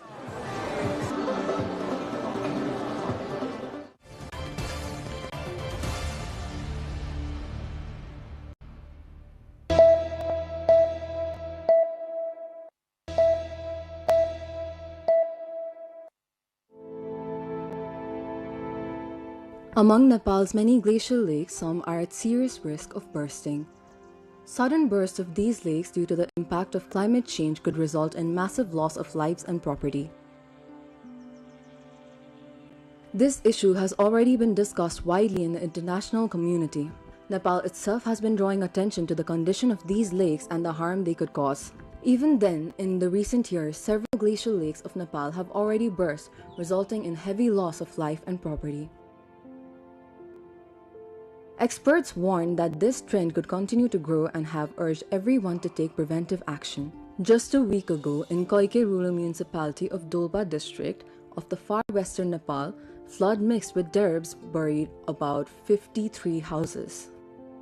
Likewise, in mid-April 2025, heavy rainfall and flooding in Srinagar Bazar of Odanchuli municipality in Humla in the northwestern Nepal has caused massive destruction. Continuous rain has also damaged areas in Srinagar and nearby villages in Mugu's Khatiyar rural municipality. Last year, it was confirmed that the flood in Thame River of Solukhumbu in the Khumbu region of the foothills of Mount Everest was caused by glacial lake outbursts. Similarly, the unexpected flood in Rasua along Nepal-China border in the north on July 8, 2025, according to experts, was the result of glacial lake outbursts. Recently, ICIMOD used satellite images and other research to identify 47 glacial lakes that could burst at any time, causing harm to human settlement in Nepal. The study shows that many of these high-risk lakes are located within Koshi River Basin. ICIMOD's General Director, Dr. Pema Gyamso, says that the climate change and rising temperature are the main reasons behind the bursting of these lakes. Gyamso adds that to stop such disasters, there must be strong investment in the early warning systems and emergency preparation. Collaboration चाहिए, cooperation transboundary. अब हाम्रो 8वटा देश छ इन्दो-कोशी हिमालयमा, त्यसमा हामीले information exchange गर्ने, scientific cooperation, अब त्यसको लागि पनि इन्भेस्टमेन्ट चाहियो, फन्डिङ चाहियो, त्यसको पनि प्रब्लम छ। अन्त हामीले अहिले इसिमोड चाहिँ यो पोलिटिकली न्युट्रल भएर हामीले चाहिँ के गर्दैछौँ भने साइन्टिस्टहरू र हाम्रो पोलिसी मेकर्सहरू लिएर डिस्कस चाहिँ हुँदैछ, तर हामीले अलिक योभन्दा बेसी कोअपरेसन चाहिँ खास चाहिँ कोअर्डिनेसन कोअपरेसन हो। हामीले यो रिसोर्सेस र यो नपुगेर पनि कोअपरेसन छ भने अहिलेभन्दा बेसी हामीले त्यो प्रिभेन्सन गर्न सक्छौँ डिसास्टरलाई। Out of the 47 risky glacial lakes, 25 are located in China, 21 are inside Nepal, and 1 lies on the Indian side. Even if the lakes in China and India burst, the damage would still reach Nepal's settlement downstream. Records show that glacial lake outbursts have been causing destruction in Nepal for decades. In the past 24 years alone, 26 glacial lake outbursts have been recorded. Among them, 14 occurred inside Nepal itself. Research shows that Lower Boron Lake is one of the lakes posing highest risk that could affect the nearby settlements. Similarly, Chamlang, Inja, Lumding, and Tulangi glacial lakes are also at high risk. If large amount of stored water releases at once, the resulting flood could be even bigger than the recent ones in Rasua. When heavy snow or ice falls onto the glacial lake, it can displace the water, causing sudden floods downstream.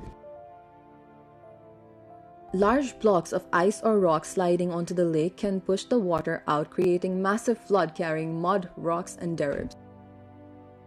Experts believe that Nepal still needs to do much more to reduce the impact of climate change.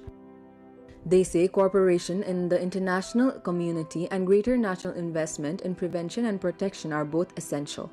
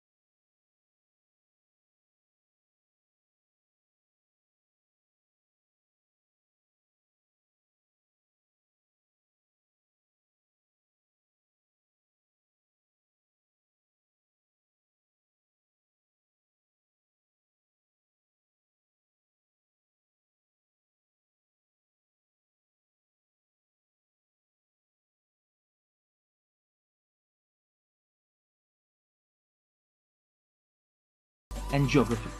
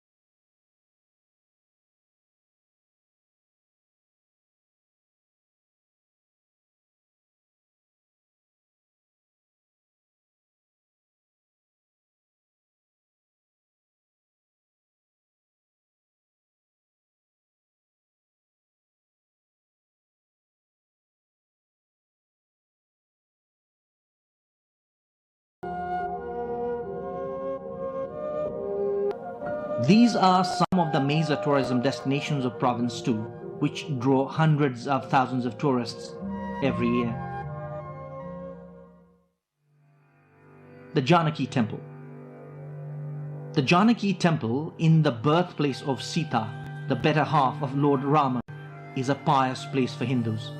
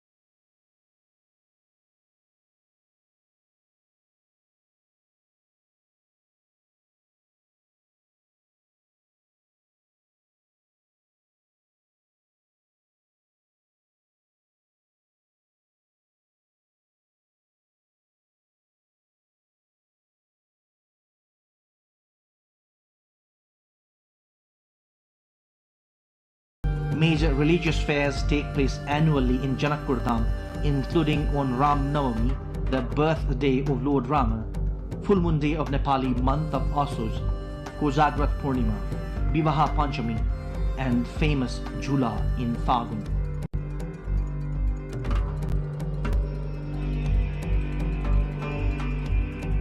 This massive temple is not just a heritage for Nepalese, but for all the Hindus across the world. Janaki Temple stands out as the place drawing most number of tourists in Madhya province every year.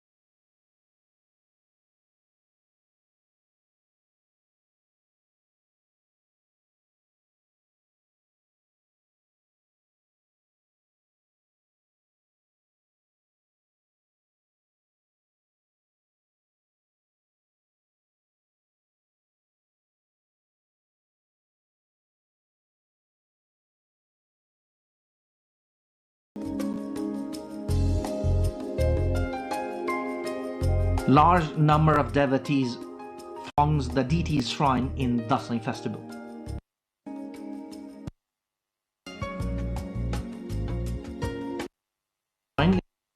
Of the religious tourists here are either domestic or from India. The history of Chinnamasta deity's shrine, with immense religious tourism potential, is connected to the history of Simrongarh.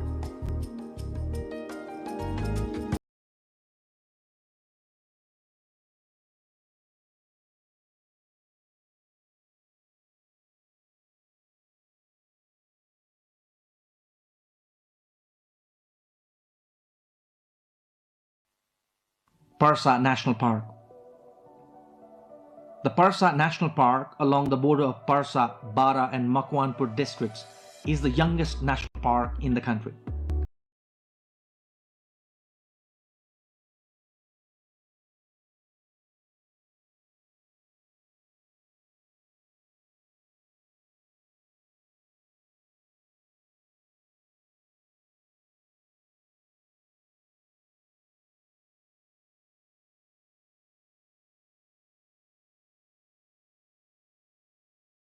The national park is well known for the local wild elephants. Parsa National Park is home to some exotic wild animals including the Barasinga, blue bulls and the Bengal tigers. Likewise, birds including very rare spiny babbler, cranes and reptiles like pythons are found here. The number of domestic as well as foreign tourists visiting the national park has increased after development of tourism infrastructures in the area.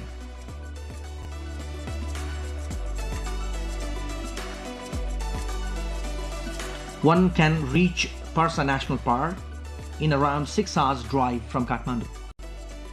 Spread across Chitwan, Makwanpur and Parsa districts, the Parsa National Park is home to some endangered wild animals and birds. The major attractions here are Bengal tiger, one-horned rhinos, wild elephants, leopards, Gaur bison or the Gaurigai, among others.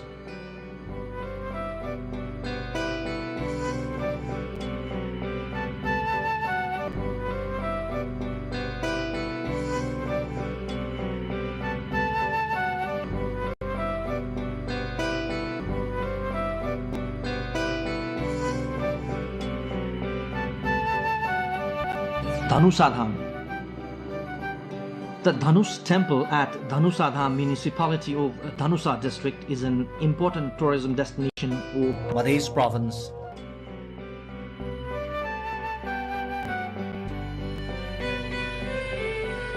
Mythological belief says this is the very place where Lord Rama had broken the bow of Lord Shiva to win the hand of goddess Sita.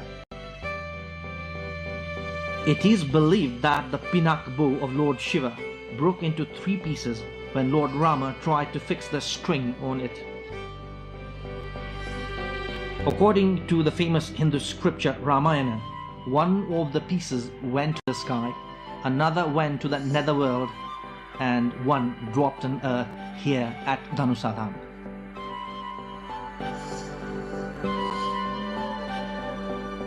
The Dhanus temple is just 15 kilometers drive from the Janakpur Dham. The name of the place has been derived as Dhanusadham from the legend of Ramayana and also the district known as Dhanusa. As per popular belief, the one who sees the piece of bow will be eternally blessed.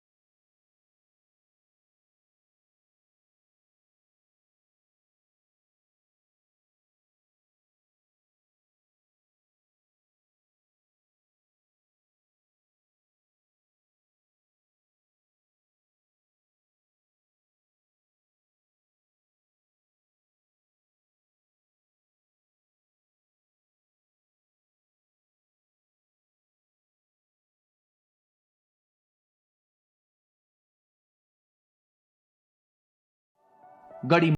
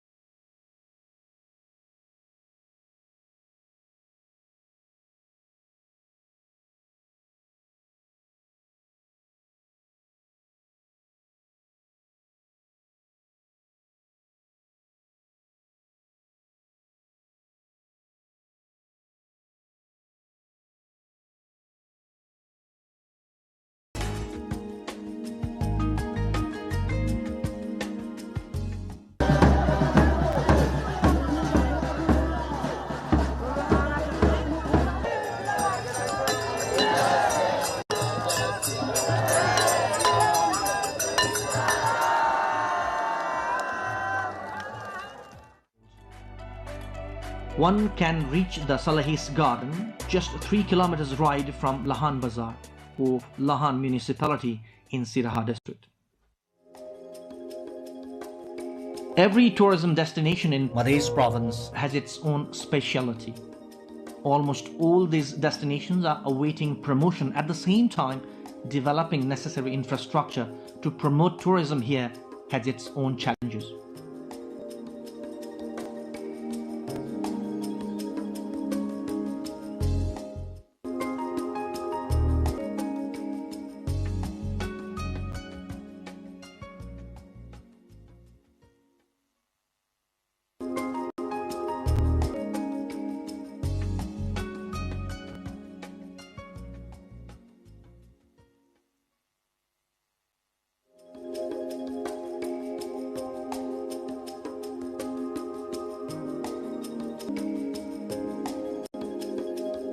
Tourism could be the road to prosperity for province too, if only the government pays little more attention in developing and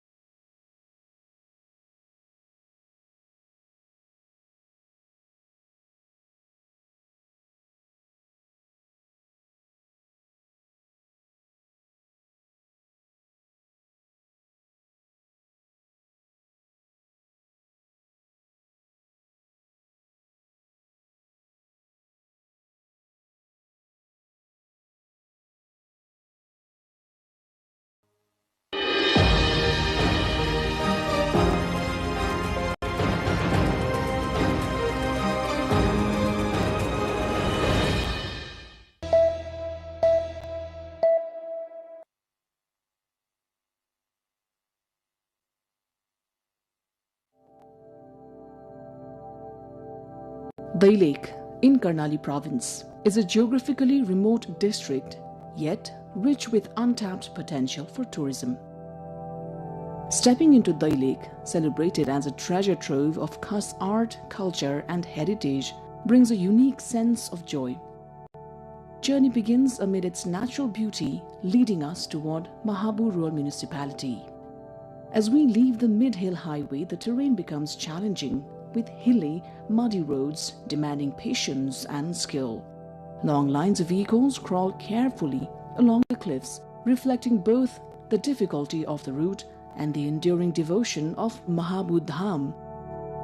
Many travelers choose to continue on foot, advancing step by step toward their destination. Passing through Channa, Dasarathe, Okarbans, Bhavsaini, Noli, and Unipata, pilgrims ascend the slopes toward Lisne, before finally reaching Mahabu Patan. Pilgrims from Dailek and nearby districts often arrive late at night, having begun their journey the previous day. The path to Mahabudham is thrilling, adventurous, and breathtaking, made even more dramatic by the steady rain, drifting fog, and steep inclines. Yet the journey itself feels uniquely rewarding.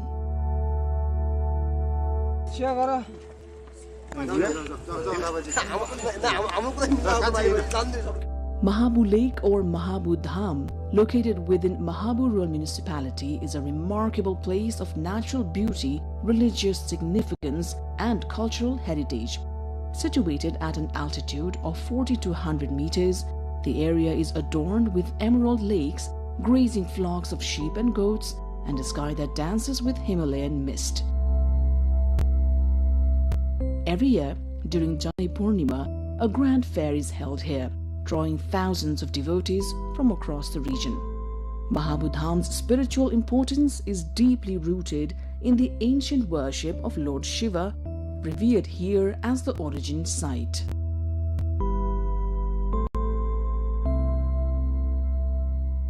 From Mahabu Lake, visitors can enjoy magnificent views of Api and Sai Palhimal, and on clear days, even the plains of Bardya. Given its religious importance and natural splendor, Mahabudham holds immense potential as a religious tourism destination. Improving the rough, narrow access roads is essential for supporting this growth. Mahabudham is more than a pilgrimage site. It is a confluence of culture, history, faith, and nature. To truly appreciate its significance, one must visit Mahabu Lake at least once, immerse oneself in its natural beauty, and experience the serene environment that leaves a lasting impression.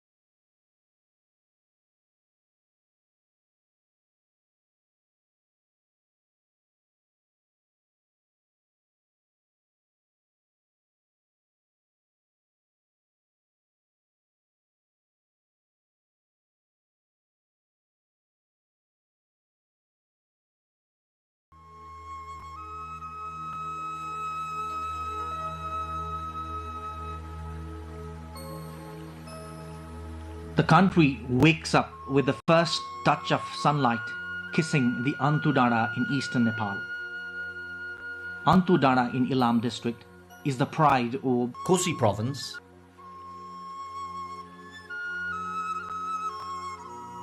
Nepal's eastern Kosi province spreads across 26,000 square kilometers and has 14 districts.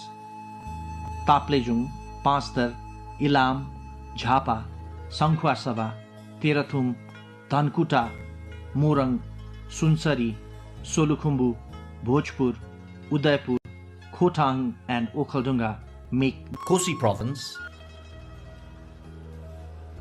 Though the province is an ethnic mix, the predominant inhabitants are Brahmin, Kshetri, Tamang, Sherpa, Rai and Limbu.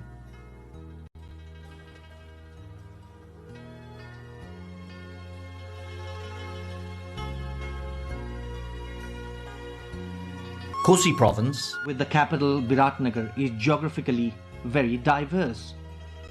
The province boasts the highest peak in the world, Mount Everest, to the lowest land in the country, Kechana Kabul. The local lifestyle and landscape of Namche Bazaar, the gateway to Mount Everest, Lukla Bazaar and Everest Base Camp are incredible. Over 24 mountain peaks above 7,000 meters including the Kanchenjunga, Makalu, Varun, Lhotse, Choyu, Tuplase, in addition to the Mount Everest, make the roof of the province. The potential of tourism in the province is also as high as the Mount Everest.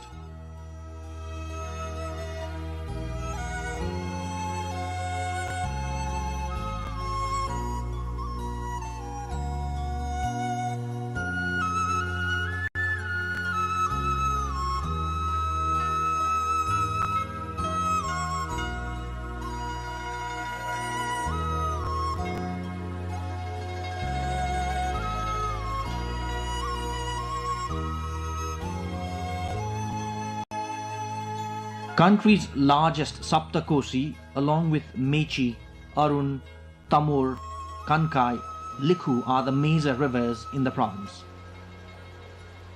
These rivers are the lifeline of the people since time immemorial.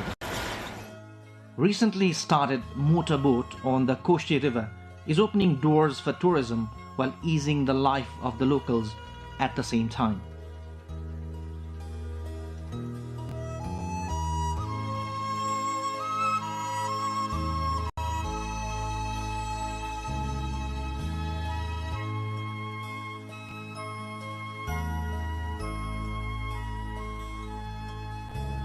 Situated at just 70 meters above the sea level, Kechana Kabul in Jhapa is the lowest point in the country.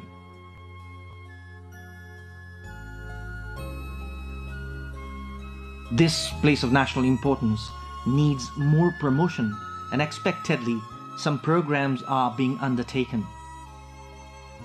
The world-renowned Kosi Tappu Wildlife Reserve, Sagarmatha National Park, Makalu Varun National Park and Kanchenjunga Conservation Area are some of the major attractions in Kosi province.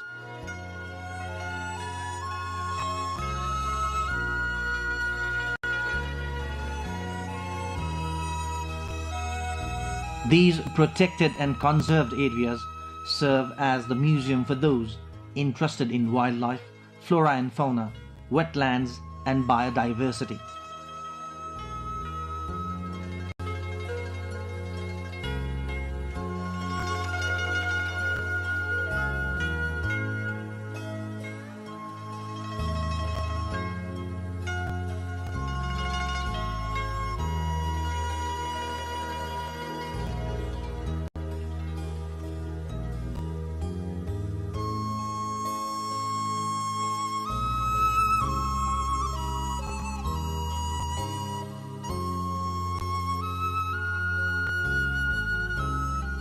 The number of people thronging onto Dara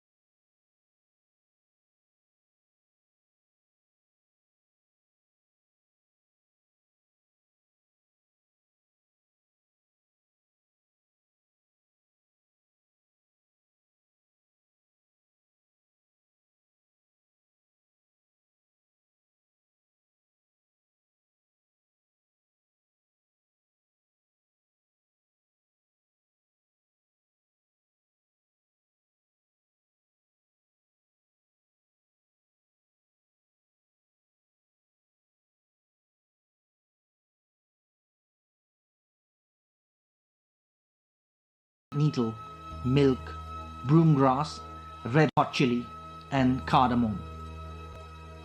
The hill station or Bedetar along the border of Sunsari and Dhankuta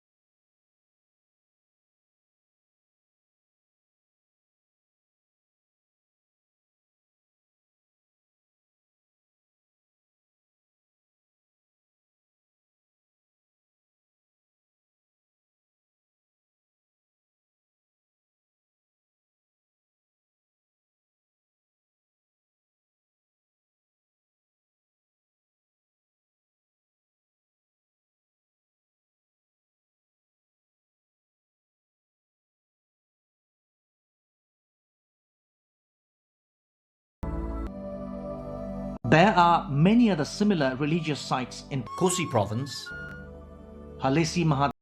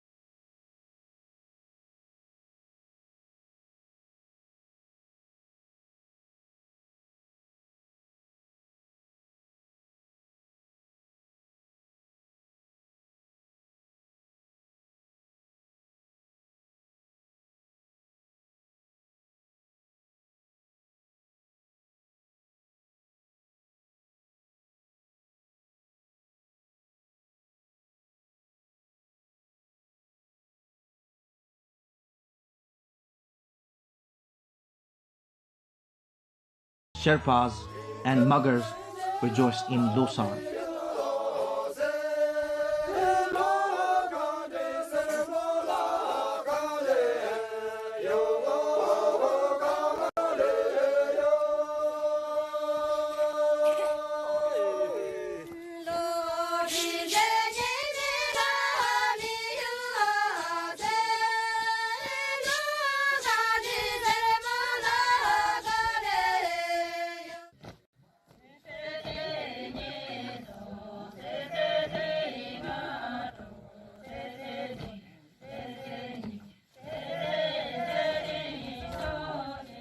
The Shabru dance of the Sherpas, a special ritual in Losar, is internationally renowned.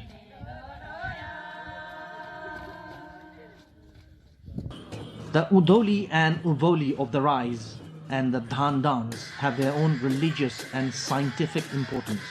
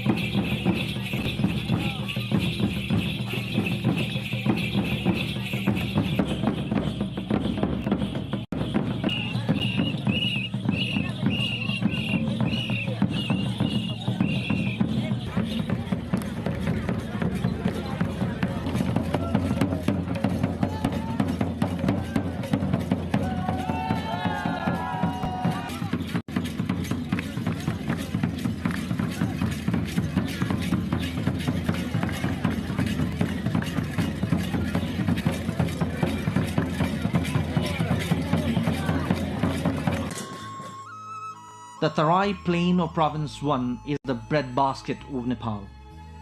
The fertile soil is perfect for agriculture.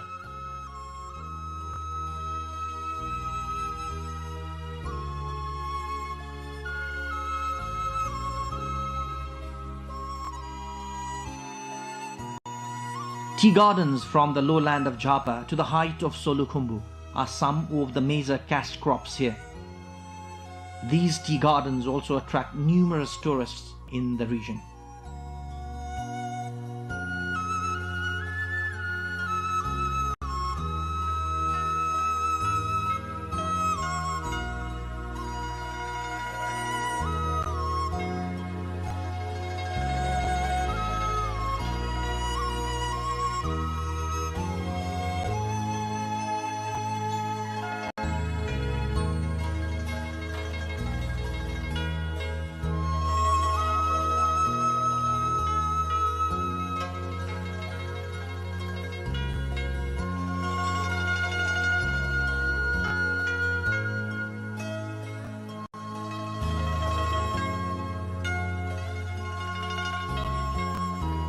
Province 1 is definitely a museum for tourism.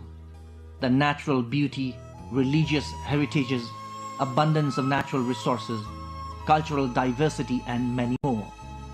Each and every hamlet and settlement, hills and mountains, rivers and ravines in the province have their own unique identity and speciality.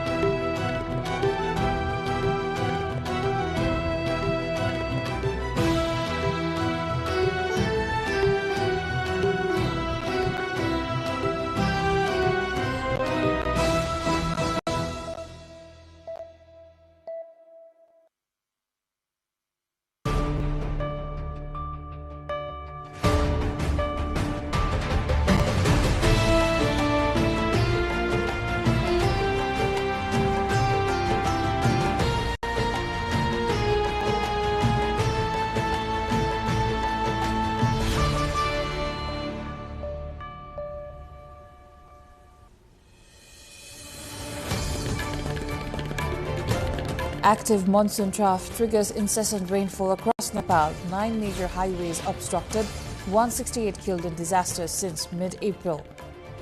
Nepal's Prime Minister stresses on capital markets' role in economic growth, urges to focus on entrepreneurship and employment generation. Nepal government introduces digital driving license process application to renewal now available online. Andy Burnham, appointed as the UK's new Prime Minister, vows to end rough sleeping as he makes his first speech. Thousands turn up in central Delhi for Cockroach Janata Party-led protest demanding education reforms. Police use force to disperse protesters. And Spain beats defending champions Argentina to win World Cup title after 16 years. Mbappe becomes the first player to win Golden Boot twice.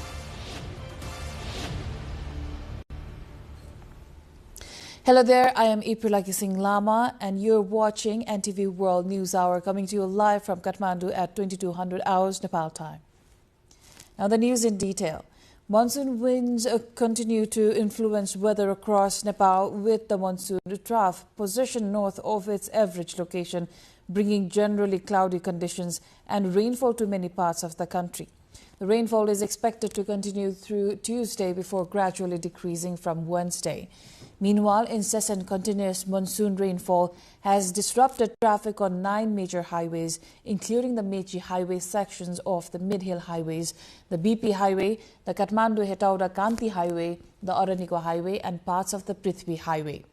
The National Disaster Risk Reduction and Management Authority reported 168 deaths from natural disasters since mid-April, with 3,435 incidents recorded nationwide.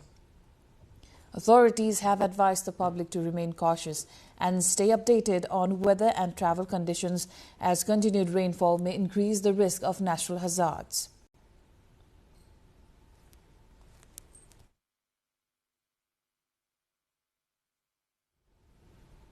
Nepal's Prime Minister Balendra Shah has said that the capital market plays an important role in the country's economic development. During a discussion with stakeholders and regulatory bodies at the Office of the Prime Minister and Council of Ministers today, Prime Minister Shah said that the development of entrepreneurship and job creation through the capital market is a top priority of the current government. He urged business persons to work with high morale and shared that the government has a clear policy of encouraging those who work and adopting a zero-tolerance policy against those indulging in irregularities. On the occasion, representatives of stakeholder organizations suggested legal, policy, institutional and systemic reforms for sustainable development of the market.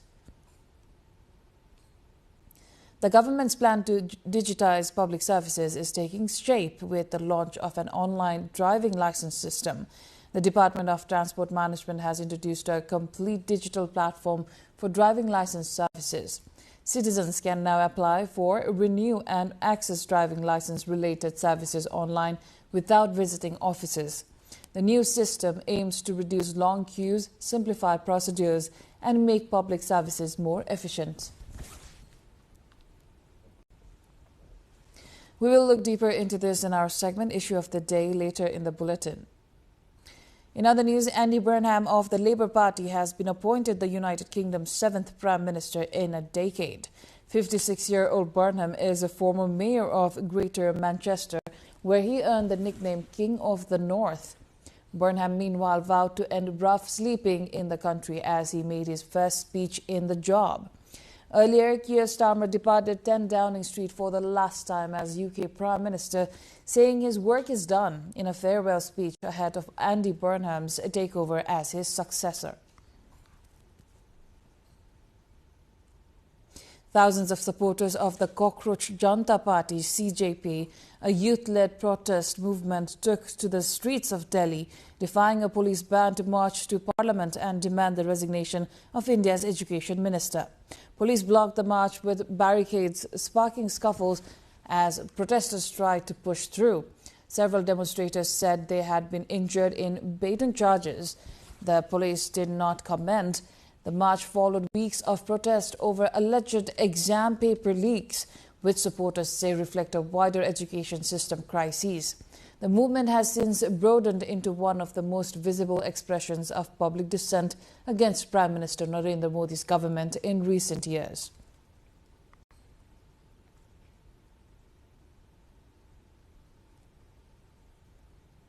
Spain won the 2026 FIFA World Cup after defending champions Argentina. The Spanish team lifted the trophy for the victory. Meanwhile, Kylian Mbappe has become the first player to win the World Cup Golden Boot twice after earning it.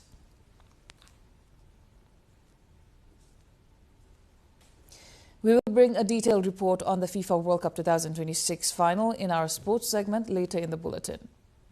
Now, coming up after the break, from reforms inside Singh Darbar to stricter rules on government spending, and finally some good news for everyone who's ever struggled with the driving license process. Stay with us.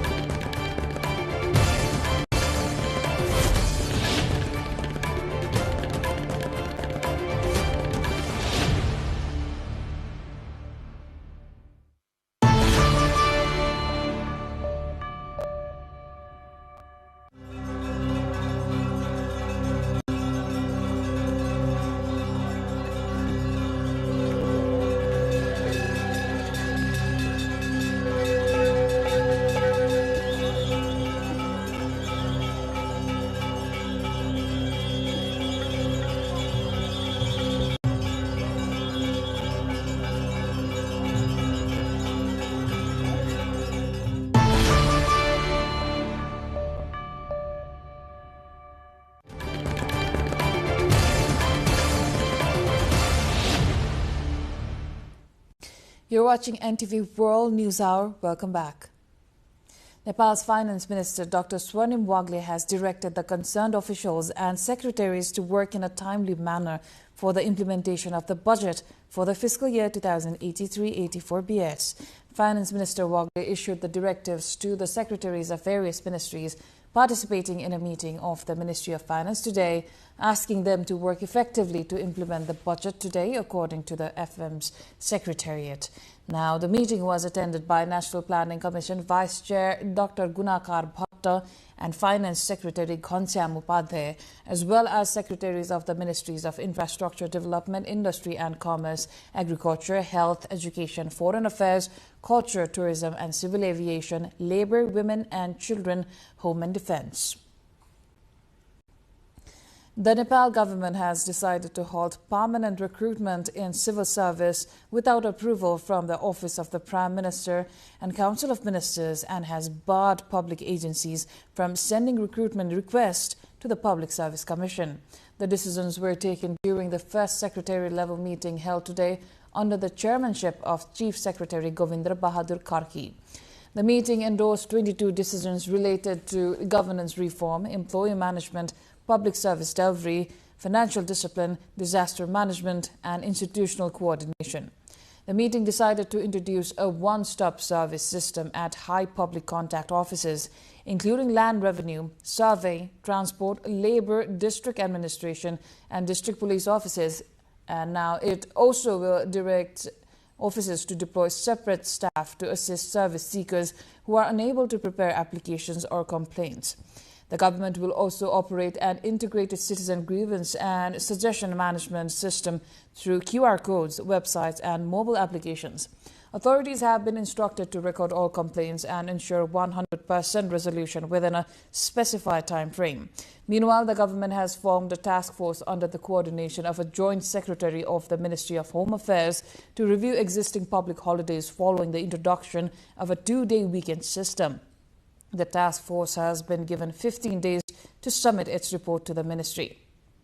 Moving on, not line but online, the government's promise to digitize public services is now taking full shape.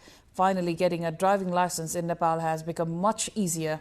The Department of Transport Management has launched a complete online system for a driving license services from application to renewal. Sabina Chepang and Diksha Awasthi brings you more.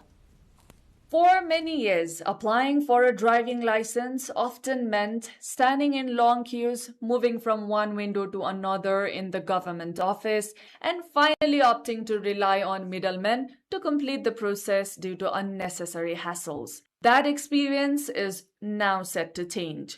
Licence सम्बन्धी र यो vehicle registration सम्बन्धी पुरानो system थियो त्यो चाहिँ धेरै झन्झटिलो धेरै पुरानो भइसकेको हुनाले अहिले हामीले अपडेटेड नयाँ भर्सन चाहिँ ल्याउन खोजेका छौँ जसले गर्दाखेरि चाहिँ यो चाहिँ बढी सेवाग्राही मैत्री र थप व्यवस्थित हुन्छ जसले गर्दाखेरि चाहिँ आम जनताले अब यातायातमा सेवा लिनको लागि लामो समय कुर्नु पर्दैन एक पटक गएर बायोमेट्रिक दिए पछाडि उसले बाँकी कुराहरू सबै अनलाइन गर्न सक्छ. From the first day of the new fiscal year 2026-27, the Department of Transport Management has introduced a fully online service for electronic driving licenses, covering everything from new applications to renewals. Under the new system, applicants can complete almost the entire process online, including payment. By scanning the QR code on the National Identity Card or through the Nagarik app, personal information is automatically filled in, reducing paperwork and saving time. Officials say once all the required procedures are completed, applicants can receive their electronic driving license much faster than before.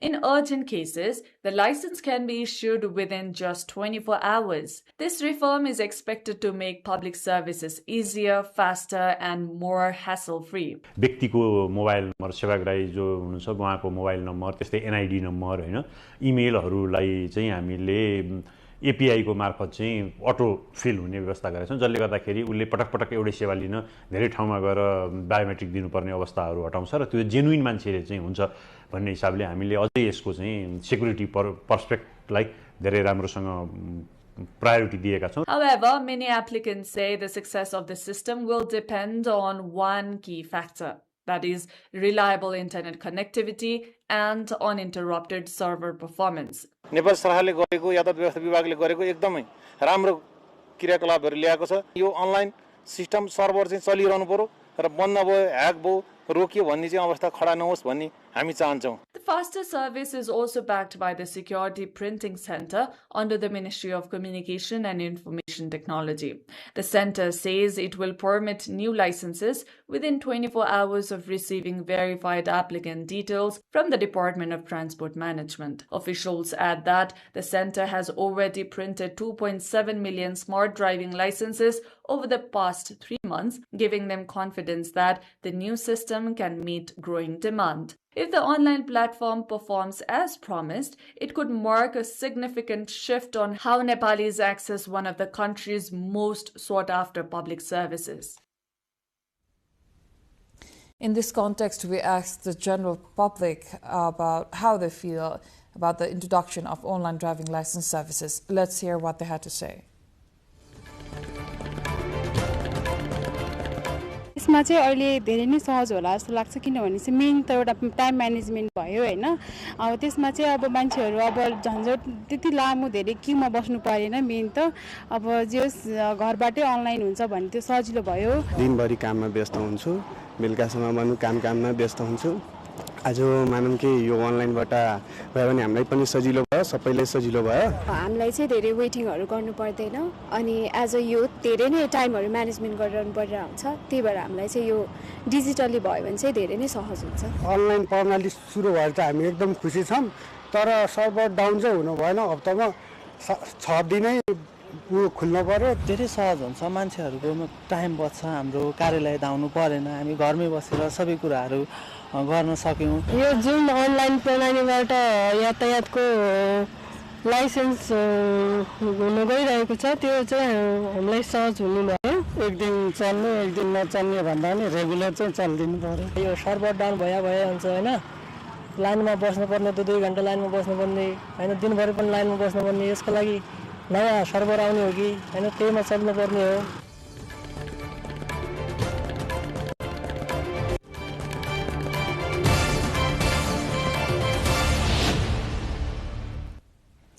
Now, after the break, talks are on, the numbers are being counted, and everyone seems to have a plan. But who will end up leading the Bagmati government? That's coming up.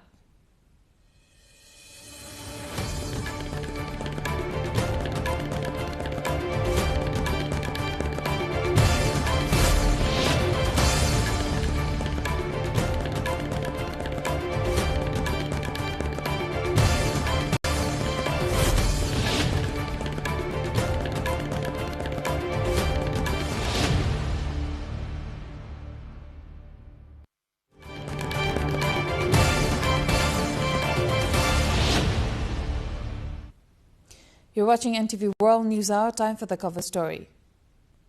Political uncertainty continues in Bagmati province as the CP and UML decides to remain in the government for now, awaiting instructions from its central leadership. The move follows changes in the federal power sharing arrangement with the Nepali Congress, leaving the future of the provincial government dependent on upcoming political decisions. Vijita Bhandari, along with our local correspondent from Makwanpur, Pauna Rijal, brings you more. The power-sharing alliance between the Nepali Congress and the CP and UML in Nepal's Bagmati province has been in place for nearly 2 years. During this period, the province has had 2 chief ministers, and the current chief minister, Indra Bahadur Bania, has now completed 1 year in office. Although cooperation between the 2 major parties has provided relative political stability in the province, changes in the political equation at the federal level have begun to affect Bagmati's provincial politics as well. The CP and UML, a key coalition partner in the Bagmati government, had repeatedly indicated that it would withdraw from the government and that its ministers would resign. However, a meeting of the CP and UML Bagmati Provincial Parliamentary Party held in Kathmandu on Monday concluded that the party would not leave the government immediately. Jagannath Thapalya, leader of the CP and UML Bagmati Provincial Parliamentary Party, said the meeting decided to continue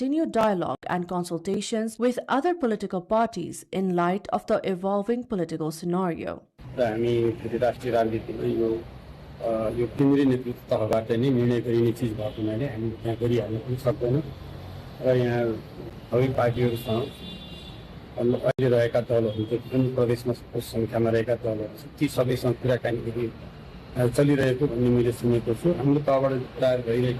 The CP and UML has accused Chief Minister Indra Bahadur Bania of making unilateral decisions without proper coordination with coalition partners, including keeping ministers without portfolios and assigning ministerial responsibilities independently. The party also expressed dissatisfaction, saying the Nepali Congress's recent actions were inconsistent with the spirit of the coalition partnership. Meanwhile, the main opposition, the Nepali Communist Party (NCP), does not believe that the provincial government should be changed immediately, stating it would lead to further instability. प्रदेश सरकारको निर्माणको सन्दर्भमा पहिलो कुरो त हाम्रो सहकारीको कुरा हामी छलफलमै छौं, टुङ्गाउन बाँकी छ। त्यो सँगसँगै प्रदेश सभामा यदि सरकारमा सहभागी हुने भयो भने बागमती प्रदेशमा हाम्रो चाहिँ सरकारको नेतृत्वमा दाबी रहन्छ। With the provincial assembly nearing the end of its term, it has been pointed out that political parties should prioritize governance and fulfilling their commitments to voters instead of focusing on power equations and government reshuffles.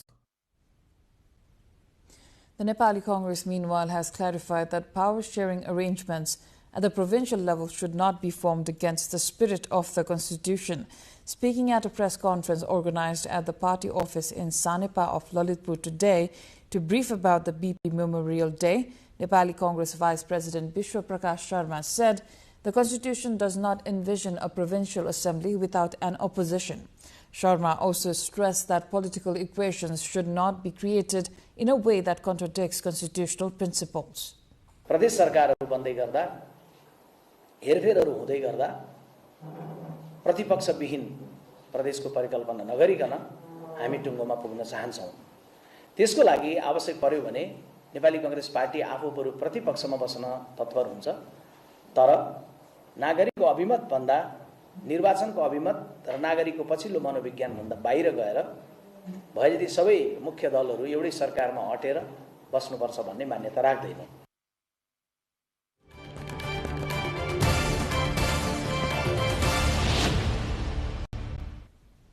That was the cover story of the day. Now we move to other updates. Nepal's Information and Communications Minister Dr. Bikram Timalsina has said that cooperation between the government and private sector is necessary to make the advertising sector clean, transparent and fully regulated. During a discussion with representatives of the Nepal Advertising Association at the ministry today, Minister Timalsina said the government has prioritized effective implementation of existing laws, rules and regulations to systematically manage the advertising sector. He also acknowledged past irregularities and lack of transparency in the government advertising distribution system, saying that the government has already started initiatives to improve the process. Also today, the Chinese delegation led by Everest International Film Festival founding chairman Li Hongshu paid a courtesy visit to Information and Communications Minister Dr. Thimal Sinha at the ministry. The discussions focused on expanding Nepal-China cooperations in cinema, culture and tourism promotion. During the meeting, Minister Thimal Sinha said international film festivals can play an important role in strengthening cultural ties between the two countries and reaffirmed the government's support for initiatives aimed at further enhancing bilateral relations. The Nepal government has issued a final deadline to provide land to landless squatters in 66 local levels and to begin the process of managing settlements of unorganized residents. According to a notice issued by the Land Problem Resolution Commission, eligible individuals must submit applications within 35 days from July 20 to provide necessary details for land distribution and settlement management. Beneficiaries can also submit applications through designated data collectors deployed in their wards. Meanwhile, preparations are underway to distribute land ownership certificates to squatters in Kanchanpur district. The district's Land Problem Resolution Commission has collected records of around 74,604 individuals based on the work carried out by previous commissions and committees. Authorities said efforts are being accelerated to resolve the long-standing squatter issue, with the Commission working in phases to begin the distribution of land ownership certificates soon. Unregulated extraction of sand, gravel and stones from the Rapti River in western Nepal's Dang district is disrupting irrigation for thousands of farmers. Excessive use of heavy machinery has altered the riverbed and reduced water flow into irrigation canals in the absence of regulation and stronger monitoring. Bijeta Bhandari, along with our local correspondent Madhav Kumar Oli, brings you this report. Excessive extraction of riverbed materials from the Rapti River in Dang district in mid-western Nepal has left sections of the river sinking and in some areas changed the course of the river as well. This has not only created challenges for irrigation in the area but also lowered the riverbed, preventing water from flowing naturally into traditional irrigation canals. Near the Bhalubang Pulchok Bridge, the Rapti River, which once flowed along the northwestern bank, has gradually shifted towards the southeastern side. Farmers in the area say the change has left many canals without enough water to irrigate their fields. To keep their crops alive, they have been forced to build temporary diversion dams to raise the water level. आउने ठाउँमा अहिले हामीलाई GCB लगाउँदाखेरि पनि समस्या साउन मासको पानी यो छ भनेपछि पछि गएर तपाईको हिउँद मासमा के गति होला पहिला चाहिँ हामीले परम्परामा चाहिँ हामीले दुई बाली धान एक बाली धान चैते धान लगाएर चैते धान काटेर हामीले जडन धान लाउँथ्यौं अब त्यो धानलाई हटेर अब एक बालीमा आयो अब एक बाली पनि नहुने अवस्थामा चाहिँ हाम्रो नदी दोहनको कारणले गर्दाखेरि एक बाली पनि नहुने अवस्थामा हामी कृषकहरू आछौं. More than 1,700 hectares of farmland in the area is irrigated via earthen canal system that is prone to constant damages. As the riverbed continues to deepen, much of the water no longer reaches the fields. Local farmers say the absence of a permanent diversion dam and modern irrigation infrastructure has made the system more vulnerable. Rapti नदीमा JCB excavator heavy मेसिनहरु प्रयोग गरेर gravel नदीजन्य पदार्थ ढुङ्गा गिटी बालुवाको अवैध उत्खनन गर्दा र त्यसरी नदीलाई गहिराउँदा नदीको धार परिवर्तन भएर यो समस्या सिर्जना भएको. Riverbed materials are widely used in Nepal's construction industry, and local governments also generate significant revenue by issuing contracts for their extraction. However, environmental experts have long warned that excessive or poorly regulated excavation can deepen river channels, destabilize riverbanks, alter natural river flow, and damage irrigation systems and nearby infrastructure. For farmers who depend on these rivers for their livelihoods, authorities concerned need to ensure that riverbed extraction must strike a balance between economic interest and protecting the irrigation systems. 5 outstanding teachers from public secondary schools across Nepal have been honored for their contribution to quality education.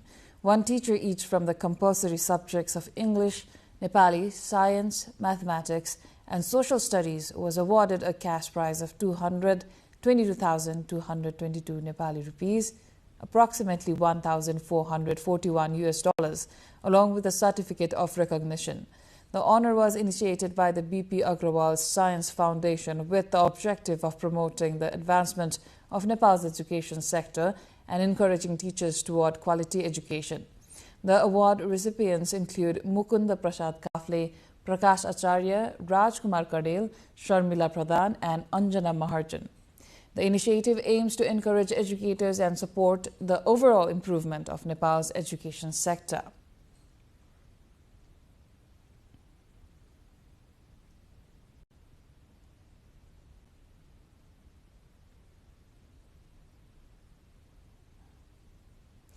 Devotees gathered in large numbers at the Pashupatinath temple in Kathmandu today to mark the first Monday of the Nepali month of Shravan, a day considered highly auspicious for worshipping Lord Shiva. All 4 entrances to the Pashupatinath temple were opened at 3 a.m. today. Pashupatinath Area Development Trust made necessary arrangements to facilitate devotees in offering prayers and performing rituals.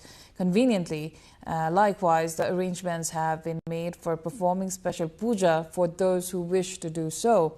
Along with Pashupatinath temple, devotees are said to have thronged several Shiva temples in the capital, including Gokondeshwar, Nageshwar, Doleshwar, and the Makhan Mahadev in the Bashantapur Darbar area. Before we bring you more updates, let's have a quick recap of the headlines.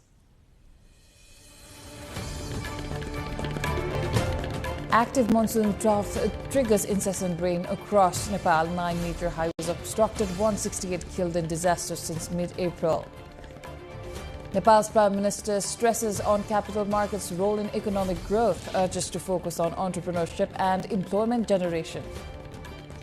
Nepal government introduces a digital driving license process application to renewal, now available online. Andy Burnham, appointed as the UK's new Prime Minister, vows to end rough sleeping as he makes his first speech. Thousands turn up in central Delhi for Cockroach Janata Party-led protest demanding education reforms. Police use force to disperse protesters. And Spain beats defending champions Argentina to win World Cup title after 16 years. Mbappe becomes first player to win Golden Boot twice.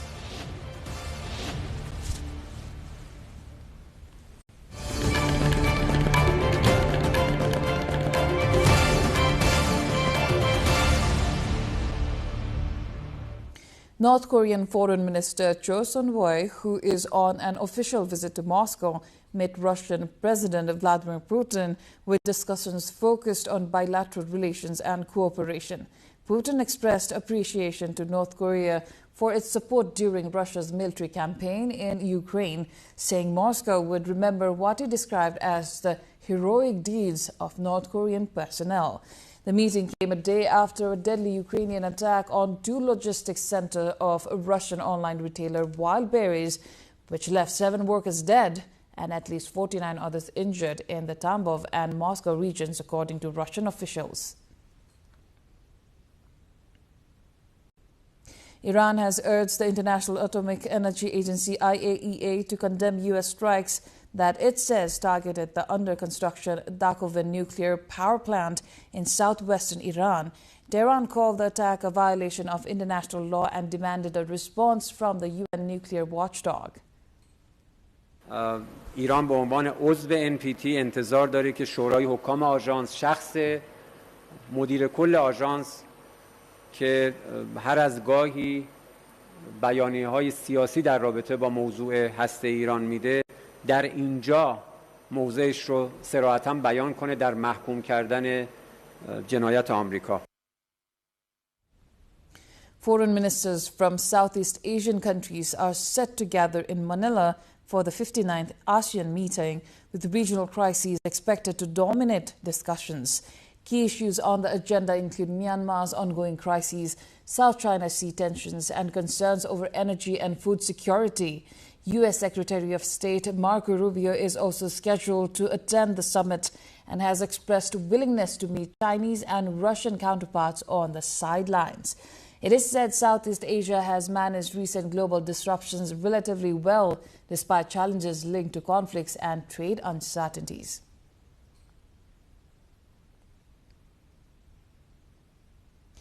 Temperatures have soared to dangerous levels across Japan. Authorities have issued heat stroke alerts for many areas. The Japan Meteorological Agency says temperatures surpassed 38 degrees Celsius in some parts of the country on Monday. The Tokyo Fire Department says dozens of people were taken to hospital with suspected heat stroke. The heat wave is expected to continue all week. Temperatures could top 40 degrees on Wednesday and Thursday in the Tokai region and other areas. People are advised to use air conditioners, stay hydrated, and consume adequate amounts of salt. The 36th Tourism Nadam Festival has opened in Shilin-Gol League of North China's Inner Mongolia Autonomous Region, combining traditional nomadic sports with tourism activities to promote the region's summer economy. The festival features traditional competitions including wrestling, archery, and horse racing, known as the Three Games of Men, along with cultural heritage displays, folk performances, and grassland cuisine. Organizers have also introduced interactive programs such as a tourist triathlon, youth nadam, and family activities to attract more visitors. Officials expect the three-day main event to draw around 600,000 tourists, an increase of 20% from last year. Since 2024, the previous three editions of the festival have attracted more than 6 million visitors and generated around 4.1 billion yuan in tourism revenue. Now, a unique research vessel, the Tara Polar Station, has departed from Lorient, Western France, on its first expedition to the North Pole. The oval-shaped aluminum vessel is designed to drift through high-latitude waters while collecting underwater glacial and atmospheric data for scientists worldwide. The Polaris 1 mission, scheduled to continue until 2027, aims to provide crucial insights into Arctic climate change and environmental conditions. The expedition will support international research efforts to better understand the impact of global warming on polar regions.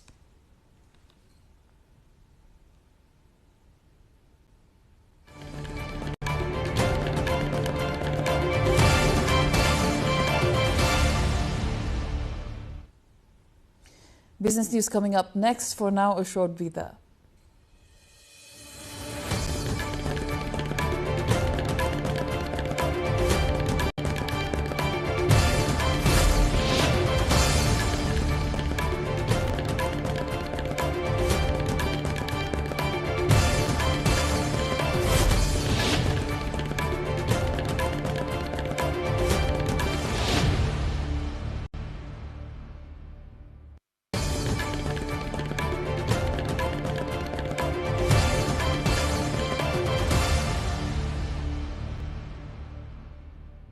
The first ever rail cargo service from Kolkata in India to Biratnagar's integrated checkpost ICP has officially started, marking a major milestone in Nepal's trade and transit logistics. The service is expected to provide faster deliveries, reduce transportation costs, and improve access for importers in eastern Nepal by enabling direct movement of goods and raw materials from India and third countries. Industrialists in the Sunsari-Morang corridor, however, have raised concerns over high handling charges at the Nepal Customs Yard. They have urged officials to reduce cost and develop necessary infrastructure to ensure smoother cargo movement. The new rail link expands Nepal-India transit connectivity beyond Birgunj under the Nepal-India Transit Treaty, which allows Nepal to use Indian transport networks for third country trade.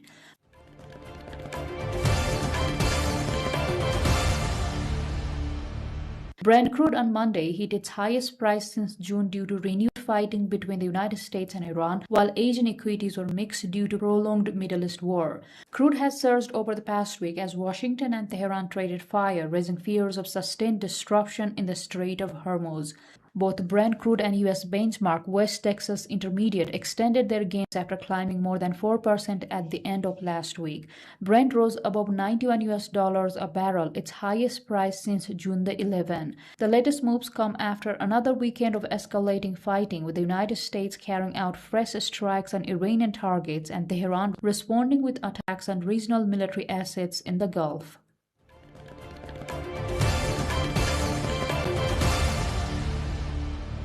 The European Union has imposed a €550 million fine on online retailer AliExpress after finding that the platform allowed the sale of illegal and potentially dangerous products.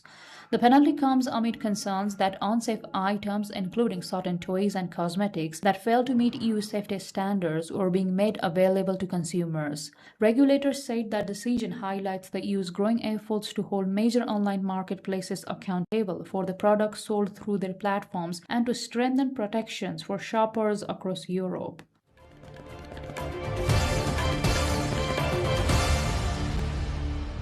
Ryanair's profits have fallen sharply as war in the Middle East sent jet fuel prices soaring and customers reluctant to book flights.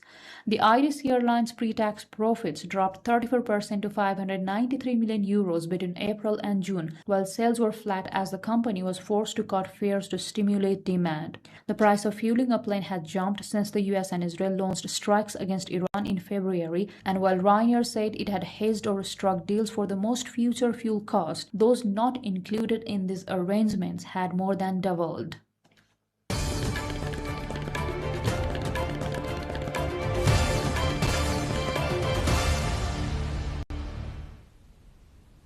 Time now for sports update.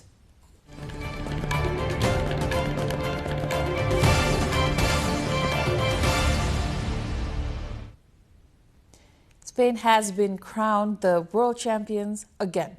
Ferran Torres' extra-time winner sealed a dramatic victory over defending champions Argentina in the 2026 FIFA World Cup final, earning La Roja its second world title and bringing the curtain down on a memorable six-week football spectacle. Sarah Sapsanama-Rai looks back at a thrilling final as the world bids farewell to the 2026 FIFA World Cup. Spain are world champions once again.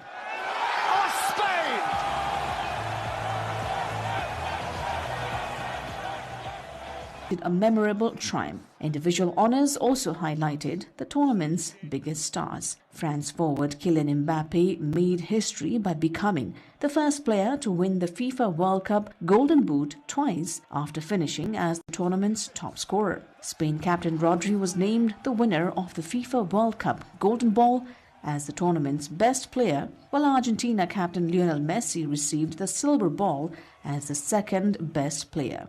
Following, congratulated Spain on their achievement, saying the team fully deserved to lift the trophy after consistently impressive performance throughout the tournament. We have had a record number of spectators in the stadiums, almost 7 million. We will have had, the official figures will come out soon, but certainly over 6 billion people watching it from home. The world was standing still to come. We broke the number of goals, almost 3 goals per match, over 300 goals. All the top players performed extremely well, from of course Rodri, who was the best player of the tournament, to Leo Messi, to Kylian Mbappe, to Haaland, to Harry Kane, to Jude Bellingham. Every player there. New players came in, beautiful stories, debutants, the Capo Verde stories, so beautiful. Now bring it like you need it, just like you need it. French boxer Bigot Marciali is promoting inclusion and empowerment for people with disabilities through boxing. At a renowned boxing gym in Les Mureaux near Paris, Marciali trains 24-year-old Alexis, a boxer with Down syndrome, providing constant guidance, motivation and support during their sessions. Marciali has paused his own sporting ambitions to establish a charity focused on using boxing as a means of inclusion for people with disabilities. His efforts to create equal opportunities through sport have been recognized at the highest levels of the French government. Through his work, Masieli aims to show that boxing can go beyond competition and serve as a platform for confidence, acceptance, and social inclusion.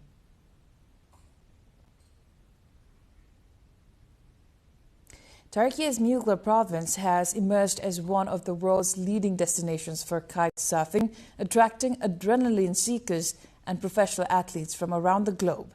The region's consistent thermal winds, shallow waters, and favorable conditions make it an ideal location for the sport. Both domestic and international kite surfers visit Akaka to take advantage of its natural environment. Experts say kite surfing is accessible to beginners with basic training, typically requiring around 10 hours for individuals weighing more than 30 kilograms and without physical limitations.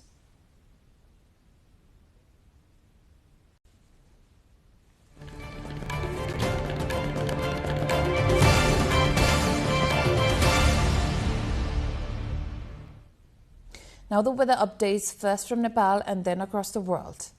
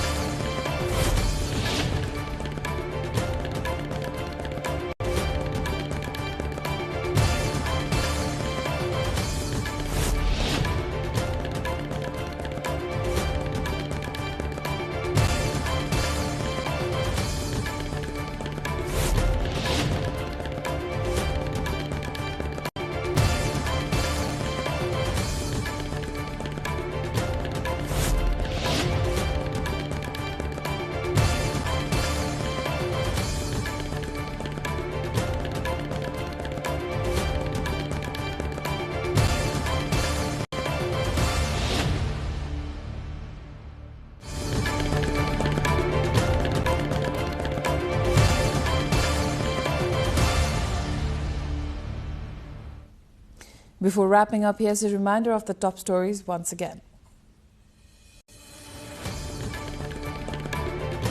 Active monsoon trough triggers incessant rainfall across Nepal. 9 major highways obstructed, 168 killed in disasters since mid-April.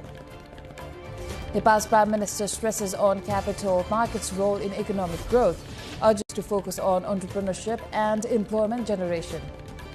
Nepal government introduces digital driving license process application to renewal, now available online. Andy Burnham, appointed as the UK's new Prime Minister, vows to end rough sleeping as he makes his first speech. Thousands turn up in central Delhi for Cockroach Janata Party-led protest demanding education reforms. Police use force to disperse protesters. And Spain beats defending champions Argentina to win World Cup title after 16 years. Mbappe becomes first player to win Golden Boot twice.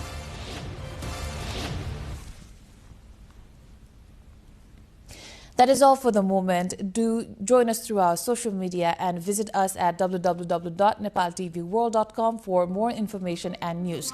I am Ipulagi Singh Lama. Thank you for watching. Good night.